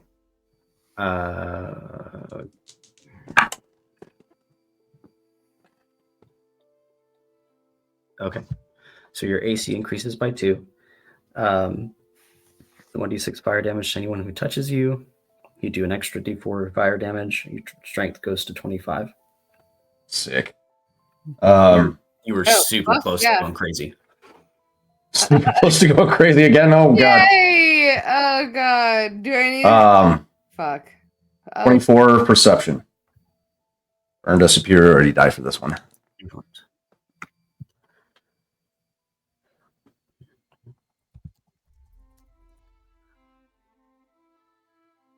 As you look around, the fog clears just long enough to see amongst the broken pods and containment units Millie. A dark cloak on the floor.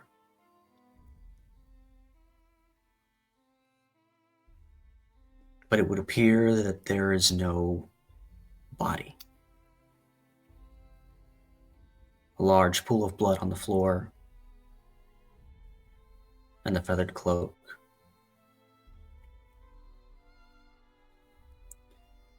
As you continue to look around, you see for a moment, just enough, Emrys on the other side of the room, pulling Goaty, unconscious, through a doorway.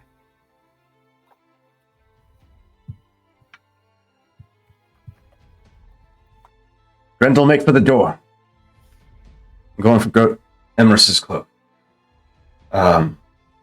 He runs towards the cloak to recover it.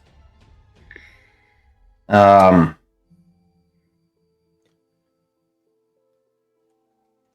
else has he got?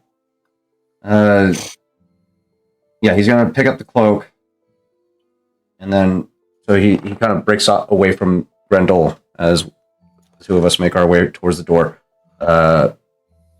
Swiping up the cloak as an action or object interaction, whichever, and then just beelines it for Emrys and Goaty. So, question, crashing into this whole place. Actually, I'll wait. I'll wait for my turn. It's fine. And then, Sorry, you're muted, Chris. Yeah, thank you. You guys are right next to each other, so if you want to you want to do a bonus action, then you want to do an action. I'm fine with you guys intermingling your turns like that. I don't mind. Let's just keep it moving because we're running out of time a little bit. Right. Okay. Personally, Grendel would probably just follow along with what William ordered her to do. So I'll just wait for my turn. So yeah, we're just running towards Emerson and Godey. Yeah. With William deviating slightly to pick up Millie's cloak.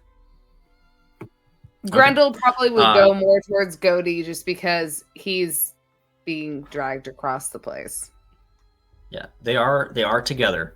It is your turn, Grendel. Oh, okay. Is there anything currently in threat right now for us? Is that big metal fuck off? Yeah, big obsidian construct that is towering over you, standing between you and the doorway. May I make, and the only reason I'm asking this is, may I make like a particular kind of check as a fighter, and especially Grendel taking on levels as a fighter? Does she have any chance even going against this enemy? If that makes sense. Yeah. Go ahead and make me a tactical assessment using, what did you say, William? Wisdom? Insight is what I usually use. Insight? Okay. Go ahead. Or investigation. One of the two. Insight or investigation. So, both. So I'm gonna use investigation because that's the only one that's not the negative. That's good. Wait, so is this a save that is a wisdom save of sorts? No. No, it's not an insight check. Yeah. Okay. Well, that's a solid 18 for a +0 for an 18. For an 18, you see this thing, even obscured through the steam and the fog that fills this room. You feel small. You almost connect on a deep level with Iris. And maybe this wasn't the thing that she feared. But the intensity in your mother's eyes begins to fill yours. This is something you have not contended with before. And if you were to take it on by yourself, you would most likely find your end. Grendel, watching this and just seeing all of this unfold, she, part of her, especially the rage within her, wants her to just go and attack this.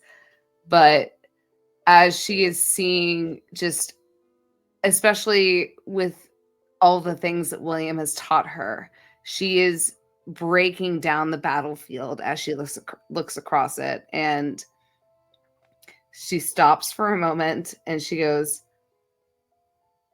"We're not going to win this fight. This Intent to fight.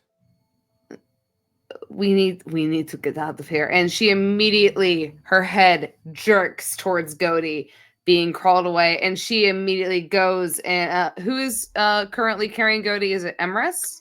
It is Emrys, and he is 80 feet away at this point. 80 feet away. Okay, so as he real fast. We dashing. Okay. We have to dash. We have no choice. So hold on, let me take a look at my movement speed. 40 or 50 for you. It's 40 for me. And so how far away is 80. We have to dash to get to them. So I could, if I dashed, but I couldn't move any further and I couldn't do anything. So we just gotta get out the door, dude. Okay, due to the fact that god damn it. Evens or odds? That's a you call, dog. DM, whoever wants to call Evens. I gave Senya my potions. Of The health. one that makes you get out of the room. So that was a nat 1. And odd. And therefore, Grendel is going to use her action to pretty much go as far away as Emrys is dragging Goaty and is just going to make as much loud noise to try and have them attack her. Okay, point of fact, you're in a tiny circular room, which has like a little outcropping, right? And I'm in through a door down a hallway leading out, which is the doorway is smaller than the thing, right? Yeah, we just got to get to the door where Emrys has already gone through. Because right now we're being left behind. But like this thing might be able to burst through that door, but at least it's a barrier. And that's one attack that it's not making against any of you. Is there anybody else left in this room that needs to get out? Just you and William with Millie's cloak. Oh. It's just the two of us right now. So we see. Yeah. Run. Just get out the room. Oh, you said it. You said it. We have to go. My apologies. I thought like there was like this whole fucking scene going on. No, yeah, they're already out the door. We just got to catch up to them. Millie, William just didn't want to leave Millie's cloak behind. God damn it! Well, Grendel's already. So William used his action to dash, traveling 80 feet. Grendel would probably follow. I think. You know what? That's a good point. Action surge, dash again. Okay. So that So 120. Grendel would probably use her movement speed for 40 feet and then action. Action surge, dash again. Yeah. She's going to use her action to dash after using her movement speed, which would be 80 feet, and then she could use her action surge if she needed to keep up with. I mean, you're watching William fucking bolt past you at this point because he's using his action twice. Honestly, considering that she just gained this accomplishment and she's kind of trying to understand it, she would use this one action surge that she has to not only go 80 feet but go another 40 feet to keep up with William. That is what I'm gonna do. Yeah. She kind of sees this and she's like, no, I'm not going to fall behind. And like that, like it's kind of like this bit of endurance, but on top of that, it is. I feel like it very much caters to her taking on that second level in fighter. So yes, I will use this one action surge to try and keep up with it and get the fuck out of there. Yeah, 120 feet. If we can avoid taking any opportunity attack, I would love that. If one of the 15 feet. If one of us has to take that opportunity attack, I would like to be the sacrifice for that. It's going to be a cleave attack. Okay. And Grendel is raging, so she wouldn't mind taking. I know, but it's still. That's a good point. William's no longer the sole captain of his vessel. And she is following behind William. So shit. Whoever is the most opportune to attack, that would be on the DM. Are you guys arguing to take this hit right now? Yeah. No. Yes, they are. So that's self-sacrificial assholes. Just let the DM choose, for Christ's sake. Yeah. Shut up. It's all of us. I would say it's William because he is the last one through. He took extra time to go get the cloak and move back around. That is a 17 plus. Oh god! Oh god! That's definitely hitting. It's a 30. Yeah. Oh my god! That is it's 16 plus 14, 30. So 30 points. Yep. Actually, I'm so sorry. The magic hasn't turned on back yet, has it? Has not. It is not. So Sorry, Grendel doesn't get action surge. It's not magic. It's not magic. No, but she It's does part of not being a get fighter. action surge until she hits level 2 for fighter. She doesn't. Oh, that's right. Turns back on. Therefore, Grendel is Falling going. behind. She will still use her action to go her full movement, but she cannot use her action surge. So she is just going to be using 80 feet of movement to follow behind William. She does not have an action surge to keep up with him. Yeah. So, But Williams still triggered the fucking hit. That hurt. Still standing though. We're fine. Okay, so that's 30 points of slashing and 12 points of fire. Ouchie. It's thematic. Of course, William would be taking fire damage. That's the opportunity attack. Question for my DMs. Legendary actions. Oh, fuck. If I took a reaction, can I still take a legendary action? Yes. Yes. They go They have in it between at player the turns. end of players' turns. Yeah. So And it's the end of William's What? turn. Yeah. It will take its legendary action No. to impale and Not attempt to without consent. restrain. Who's it impaling? Who? I sound like an owl. Is it impaling Grendel? No. It's a 23 to hit. Who? William. I'm 120 feet out, dog. You just took a legendary action to hit me, or a reaction to hit me on my way out. I'm outside the door. You're outside the door. That's correct. You have. unless he is Never mind. sentinel, that'd Never be mind. scary. That would be fucked. That's what that is. All right, Emerus. I'm gonna drag with one of my actions, my bonus action, and my movement. I'm gonna drag Goaty.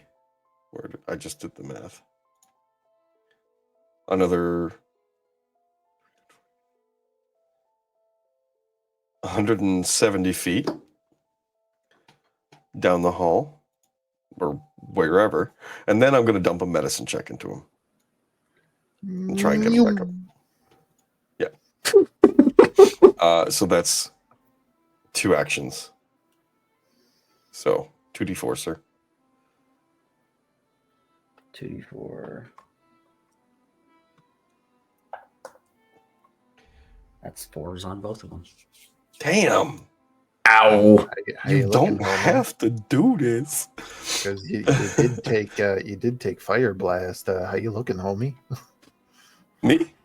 Still Yeah, fucking standing? only- Shit. I only took 1 of the fire blast. that's still a fire blast. That was 60 fucking damage, man. I don't know how much HP you have. I know how I, much I HP dodged I most of had. it. I'm at 31. I'm okay. Okay, all right. Medicine check. I'm not great at this. So, Don't Just worry, gotta stabilize Cody. him. hey, 16. I think that stabilizes. That stabilizes. He does. No death saves. Thank fucking God. I don't have any HP or anything, but Cody is stable. Very good. Oh, fuck me. That is your turn. I drop haste. So I stop taking the fucking damage. But I won't be as fast, but I'm still fast as fuck. You Homie. believe it. Lethargy. Lethargy. Oh, Yeah, I no. know. Can you That's a whole- afford not I take a turn? point of exhaustion, right? But it's not. No, You lose a whole turn for one I round. lose a whole turn. We were 170 foot down the hallway. We don't know if this thing's gonna be able to just juggernaut through this door.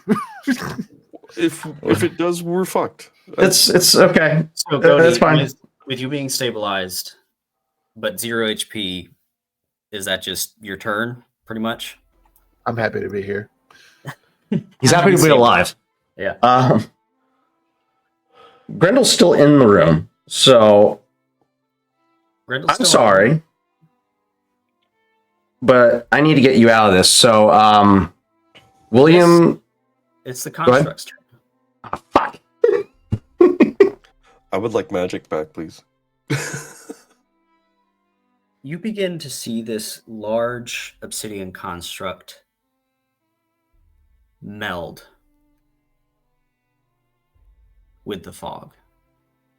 Oh god.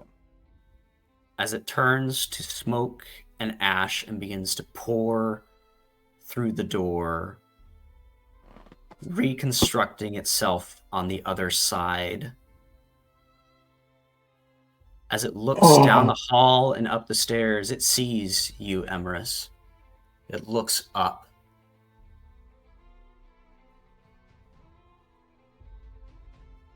Oh fuck. As you're looking down at this thing, you see the flamed helm disappear and reappear on the stairs.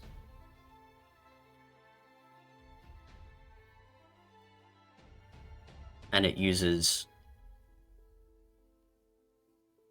80 feet to get closer. The teleport is 30, so that is 110 as it begins to close the distance. You're stunned for a whole fucking round. No.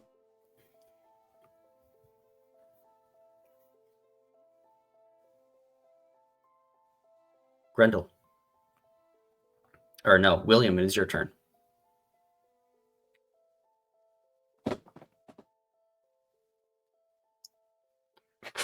I don't know what to fucking do now.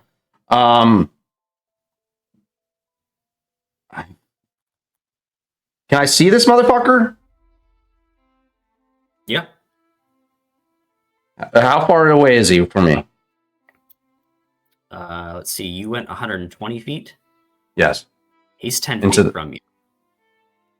If you're following Emerus and Godi getting pulled up the stairs, imagine like the Mines of Moria stairs. Like that's where we're at. Yeah. Okay. I'm going to do something a little. I gotta buy them time. Now Emerus is down a whole fucking turn. What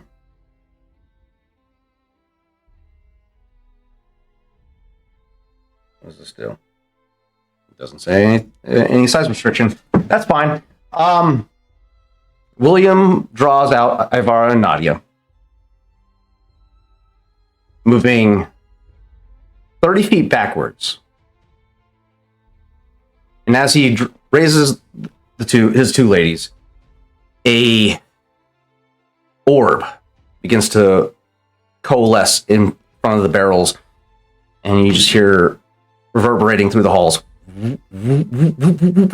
And as three beams of Eldritch Blast leap out and impact into this creature.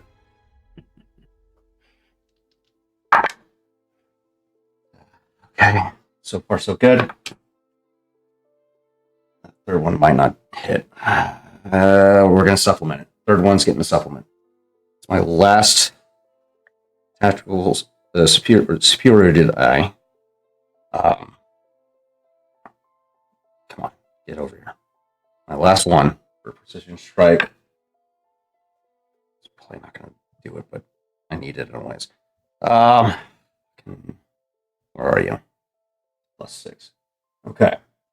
21, 22, and 15 to hit. You said 21, 22, and 15? Yes. 21 hits. 19. 20 hits. 15 does not. I kind of figured. This individual takes 2 hits from the Eldritch Blast. It's 2d10.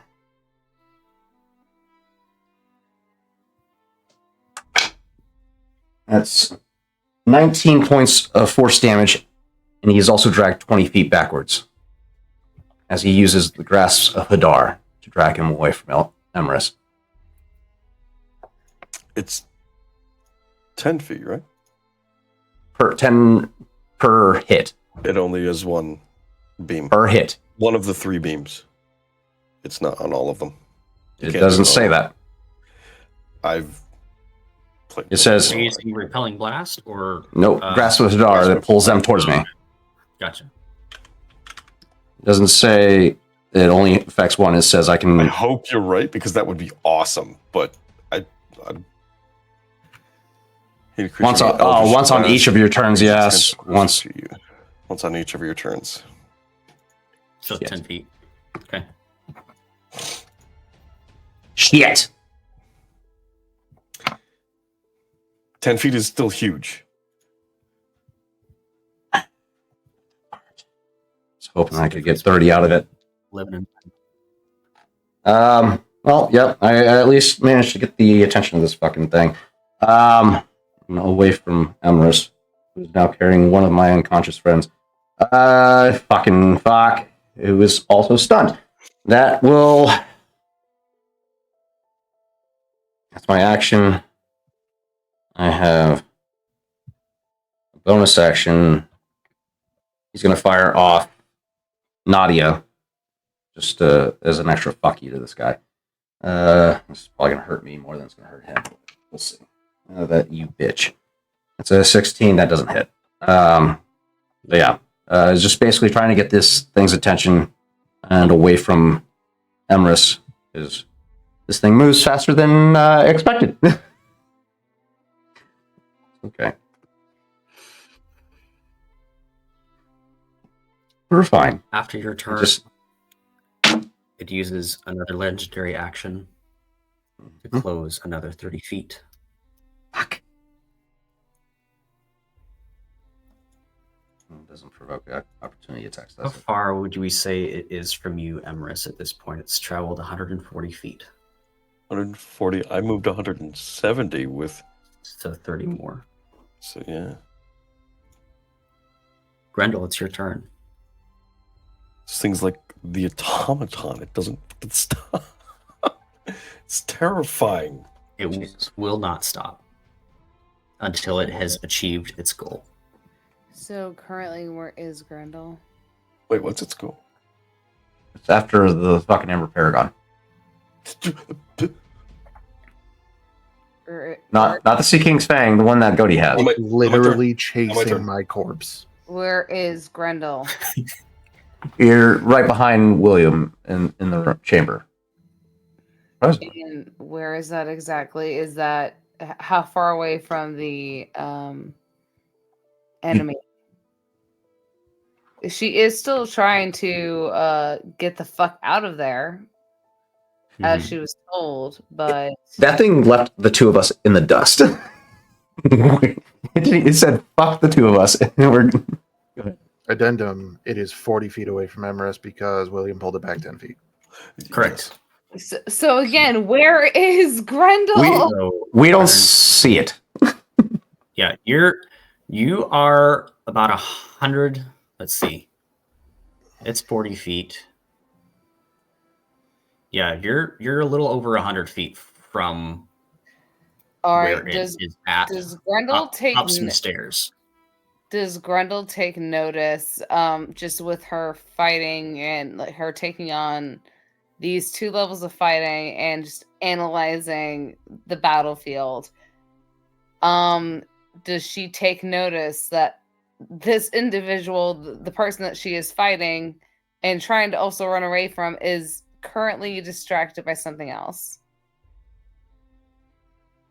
It seems focused on something. You know this type of focus that is in your rage. When you rage, everything hones in. Your senses dial to 10, and you are focused on destroying the thing in front of you. Thing is very similar.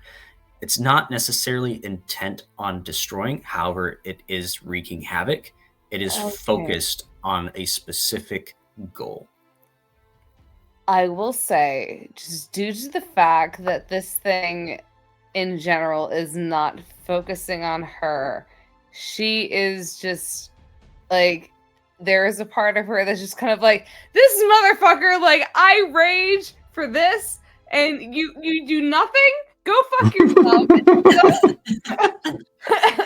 You witness as Grendel, and I don't know if you would like to make this a bonus action, DM, or how you would like to go about this. A bonus action, she is going to pretty much do she is going to just let out a battle cry of Free action. free action. Okay, Mhm. she is just letting out a battle cry. She goes, "Hey! Why do you look at them like that? Why don't you look at me? Come here! Come here now!" And you watch as like there is like you kind of see Grendel almost take over this need to protect almost in this moment, and you don't like anyone who doesn't know her can't exactly see it, but you can see the reason that she is doing this is to make sure that all attention is on her at this point. And with that, I will use my actual action to how far away from me am I from this individual currently? We'll say about 100 feet. About 100 feet. Oh. Okay.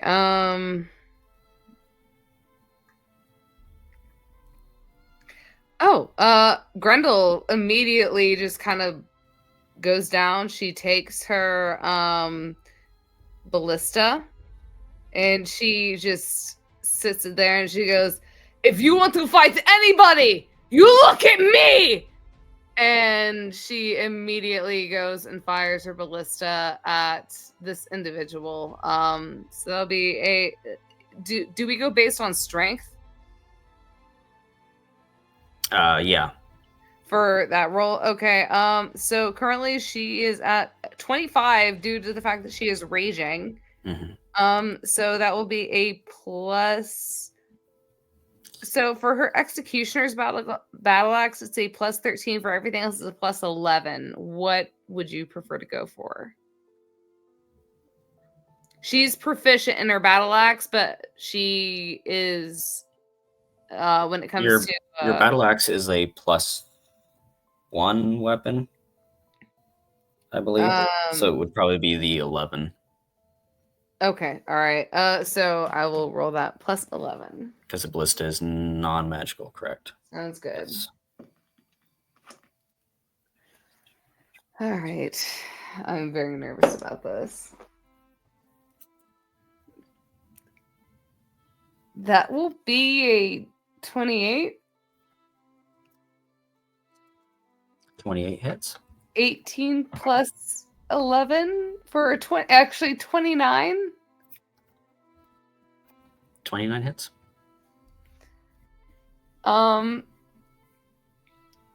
We agreed on what, 2 d12s for the ballista? Yes. Okay.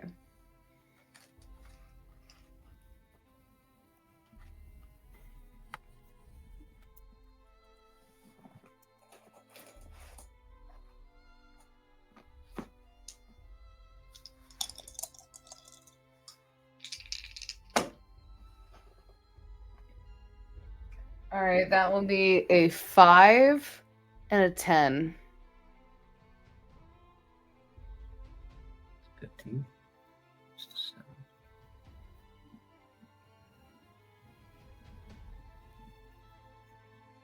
Okay. And after I take my action to do that damage, I will, even if it does provoke an opportunity attack, I will still try to do as William said and get the fuck out of there. Using my movement to go as far as I can, which I believe is 40 feet. That's correct. Yeah.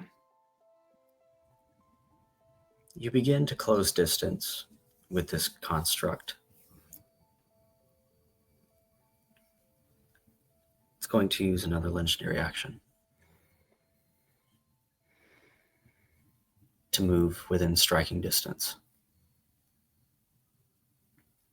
Godi, you mentioned something, correct?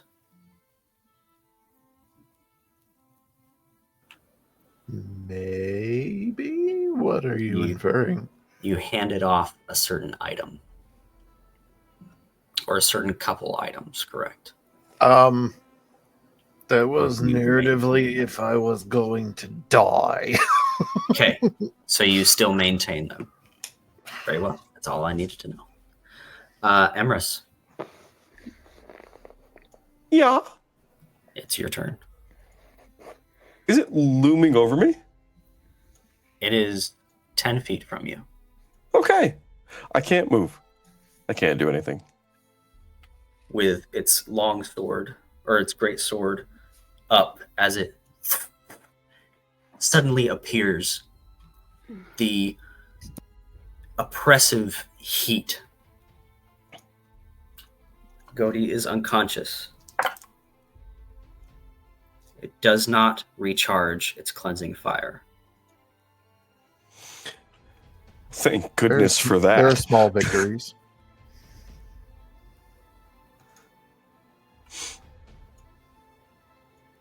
It will take 2 attacks. 2! Fun.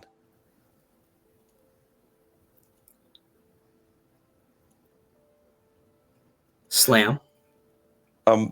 Before it does that, can Emrys reach into his bag of holding? Kind of, he had his hand in there anyway, basically.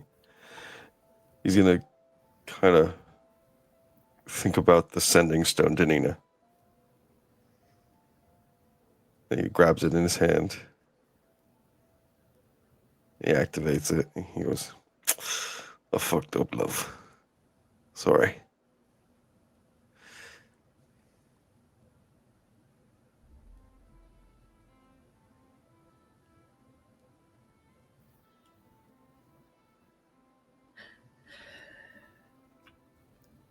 Do that, man. Okay.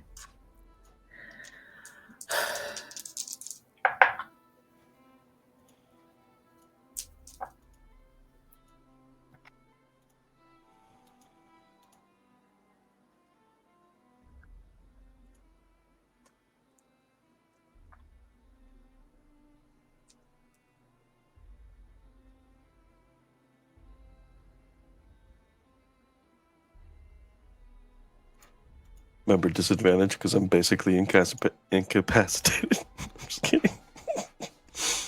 It was until the You're end in- of your turn, so yeah. you're fine now. You're conscious, but he's attacking Godi. He's attacking Godi. Yes. I don't like that. And Godi's unconscious. And this is a was melee dragging attack. Godi behind me. No. Behind Even- you? Even Doesn't with matter. Grendel trying No, so to... I Don't was say I was that. Don't pulling say him that. essentially. Well, So okay, I was, then he's going I'm to be behind- hitting Godi. He's Yeah. in front of There's me. 2 attacks. I could do In one relation for to each the of thing. you. Does that make you feel better? But yeah, absolutely. Narrative. Sort of narrative. Essentially, he would only lose 2 death saves, and I would just go down. So yeah, I would love that. Please do that.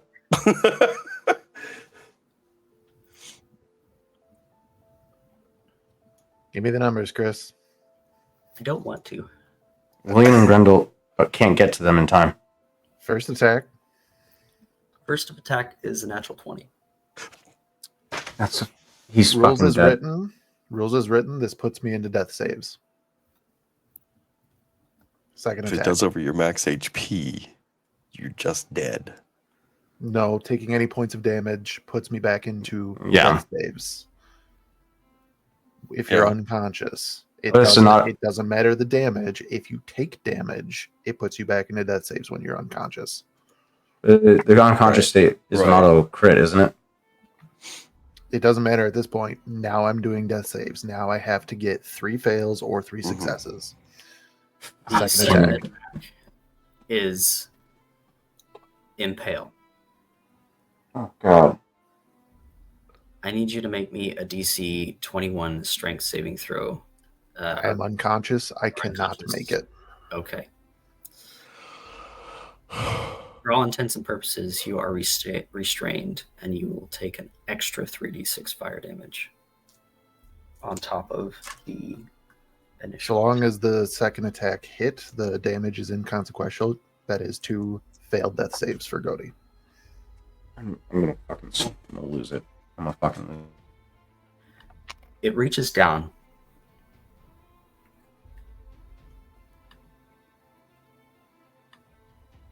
The sword pierces through your chest.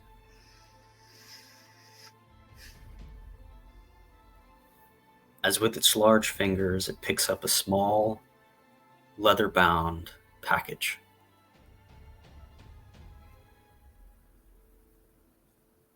Holds it in his hand, withdraws the sword, turns, and begins to walk back down the stairs.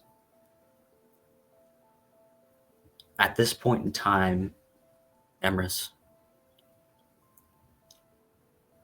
your headache begins to lift as magic returns.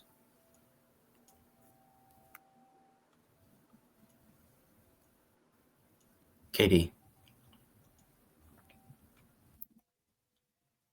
you have rushed off to a section of the city that you saw in a vision that had gone dark.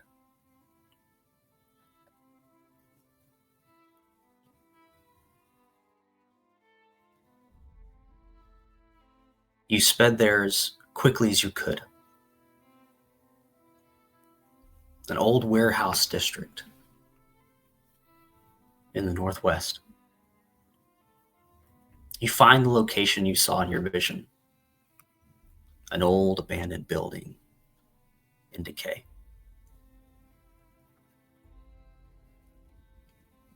While all of this is going on, what are you doing?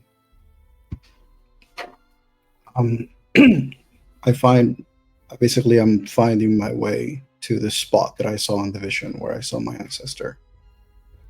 I had a question. When I had the vision of my ancestor, was it in first person or third person? First person. Okay. Am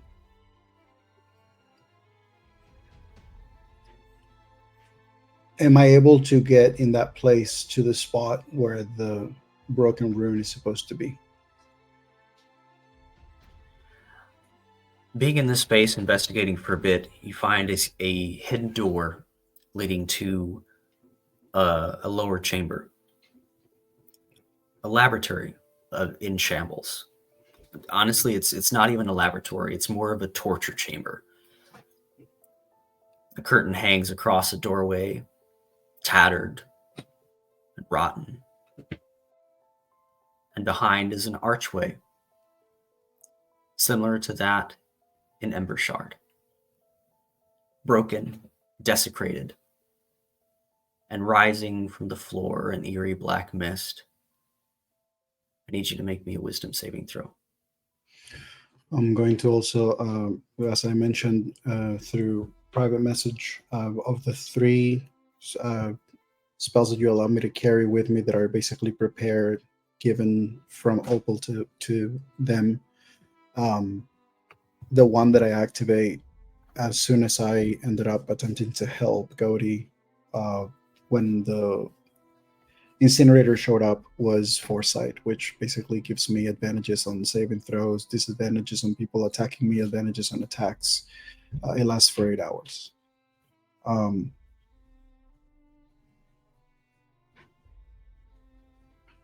Wow, both die were 14, so that's a 16 total. Okay. You feel this almost toxic air rising from the floor. Reach out and pull at your mind to drag you into madness, but you resist. in this space, magic returns. But there are no glowing runes in this place. This is a void. This is a place where no mortal should be. This is one of the crossover portals, where sickness rises into Vardin. This is one of the many pools from which aberrations rise.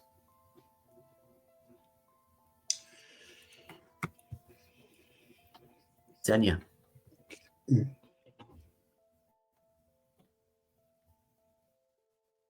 You inscribe this sigil, and you do it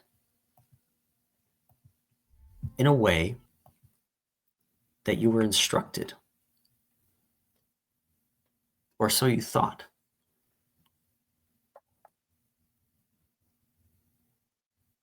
As you finish this, the calm blue glow begins to fade. No, it's not fading. You are.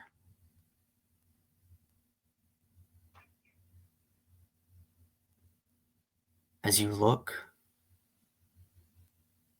the ends of your fingertips begin to turn to dust and float away.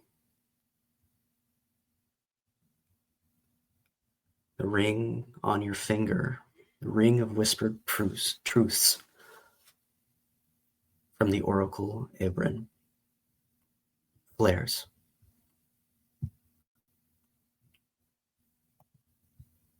What does it show you? What does it mean?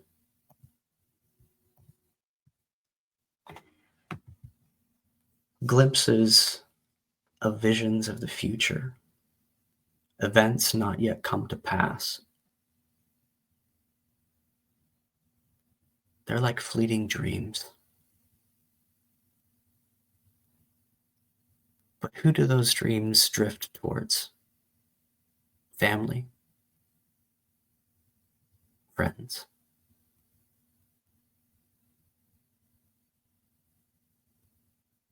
Beloved furry friends?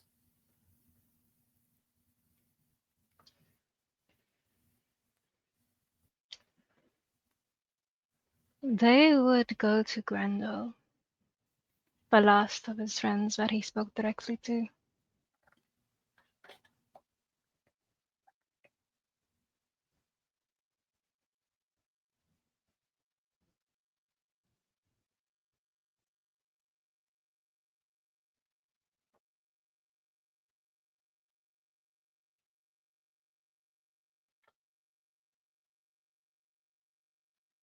As you turn to dust, Rico remains.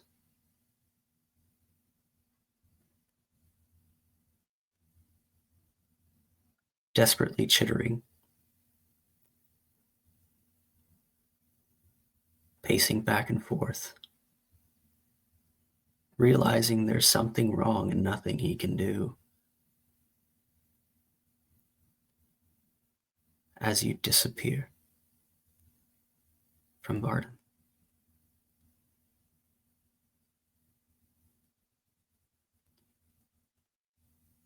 You find yourself in the same space as Millie once was, an in-between crossing.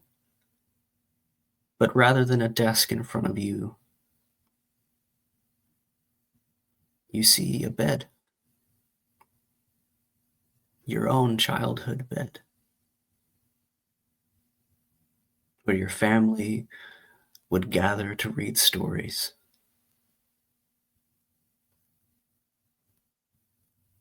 And sitting on the edge,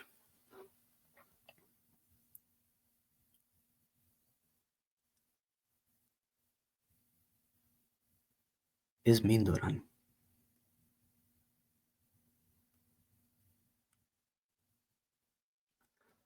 Xenia, my child. Yes, it is I. Come, sit. I too exist between life and death. For an eternity I have. Now, before you go on to where you rest finally,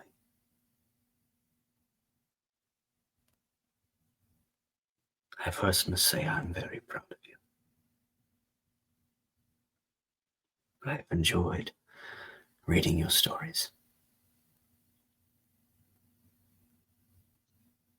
I've enjoyed all the little details you've put into your sketches and drawings.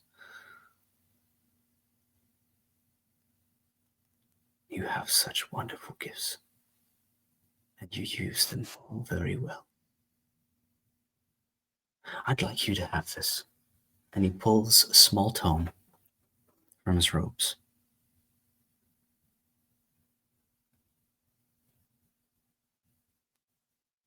This is you. I did not expect to see you here, Great One, Zenya says as he opens the tome.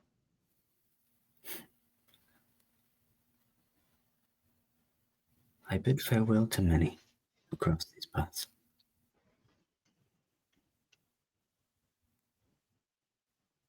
I go where I cannot, where I long to be.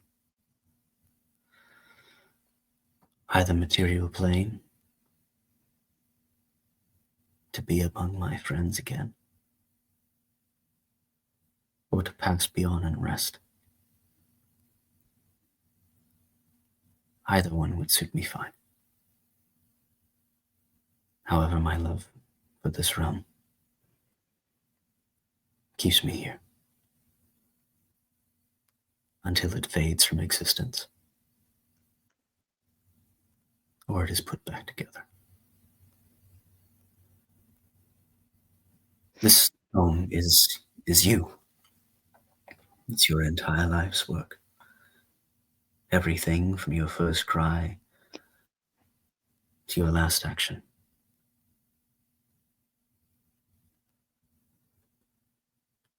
All of your memories from childhood. Anything you wish to recall and remember. It is my final gift that I can give. So come, tell me, which of those many memories is your favorite? Ah, It can be that is a difficult to.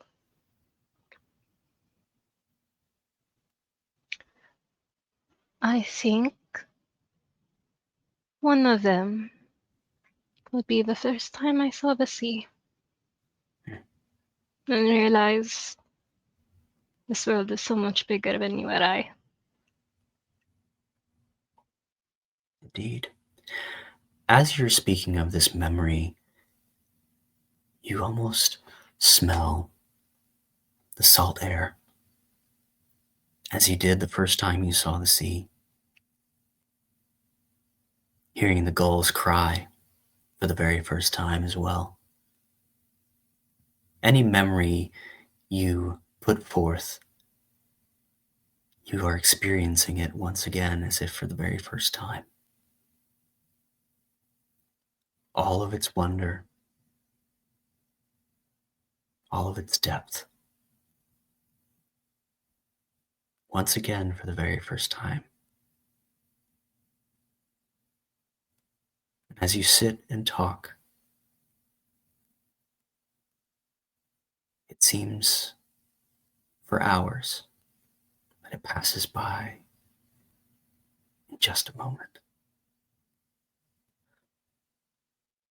Where does Xenia go after this in-between space? A corner of Elysium.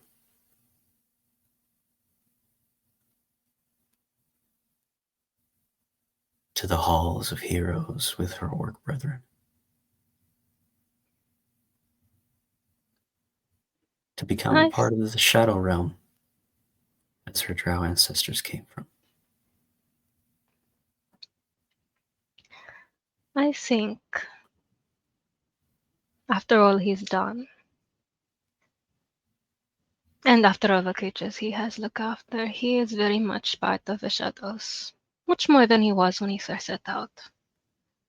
I imagine there would be a part in the Shadow Realm where you still have the shades of the trees. For the beautiful creatures he released. And just fair, he could remain just a small bit of light amid the darkness.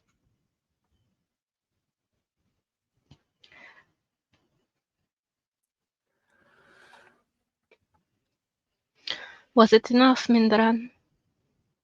Do you think? Was it everything you could do?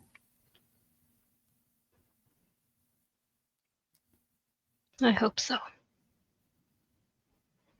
Then it was enough. And Tenya becomes one with the Shadow Realm, returning to a familiar pack that she released, being a small bit of light where there is none. And that's where we're going to end our session tonight. Thank you, everyone, for coming by, watching us go through some trauma. We're going to process, and character deaths are always a tough thing to deal with and move on, but they can also be very beautiful moving forward and open new opportunities for new stories and new characters to change the flow of this adventure as we move forward, if players are willing to. Adventures can be a lot. Adventures can be too much and break even the strongest spirit.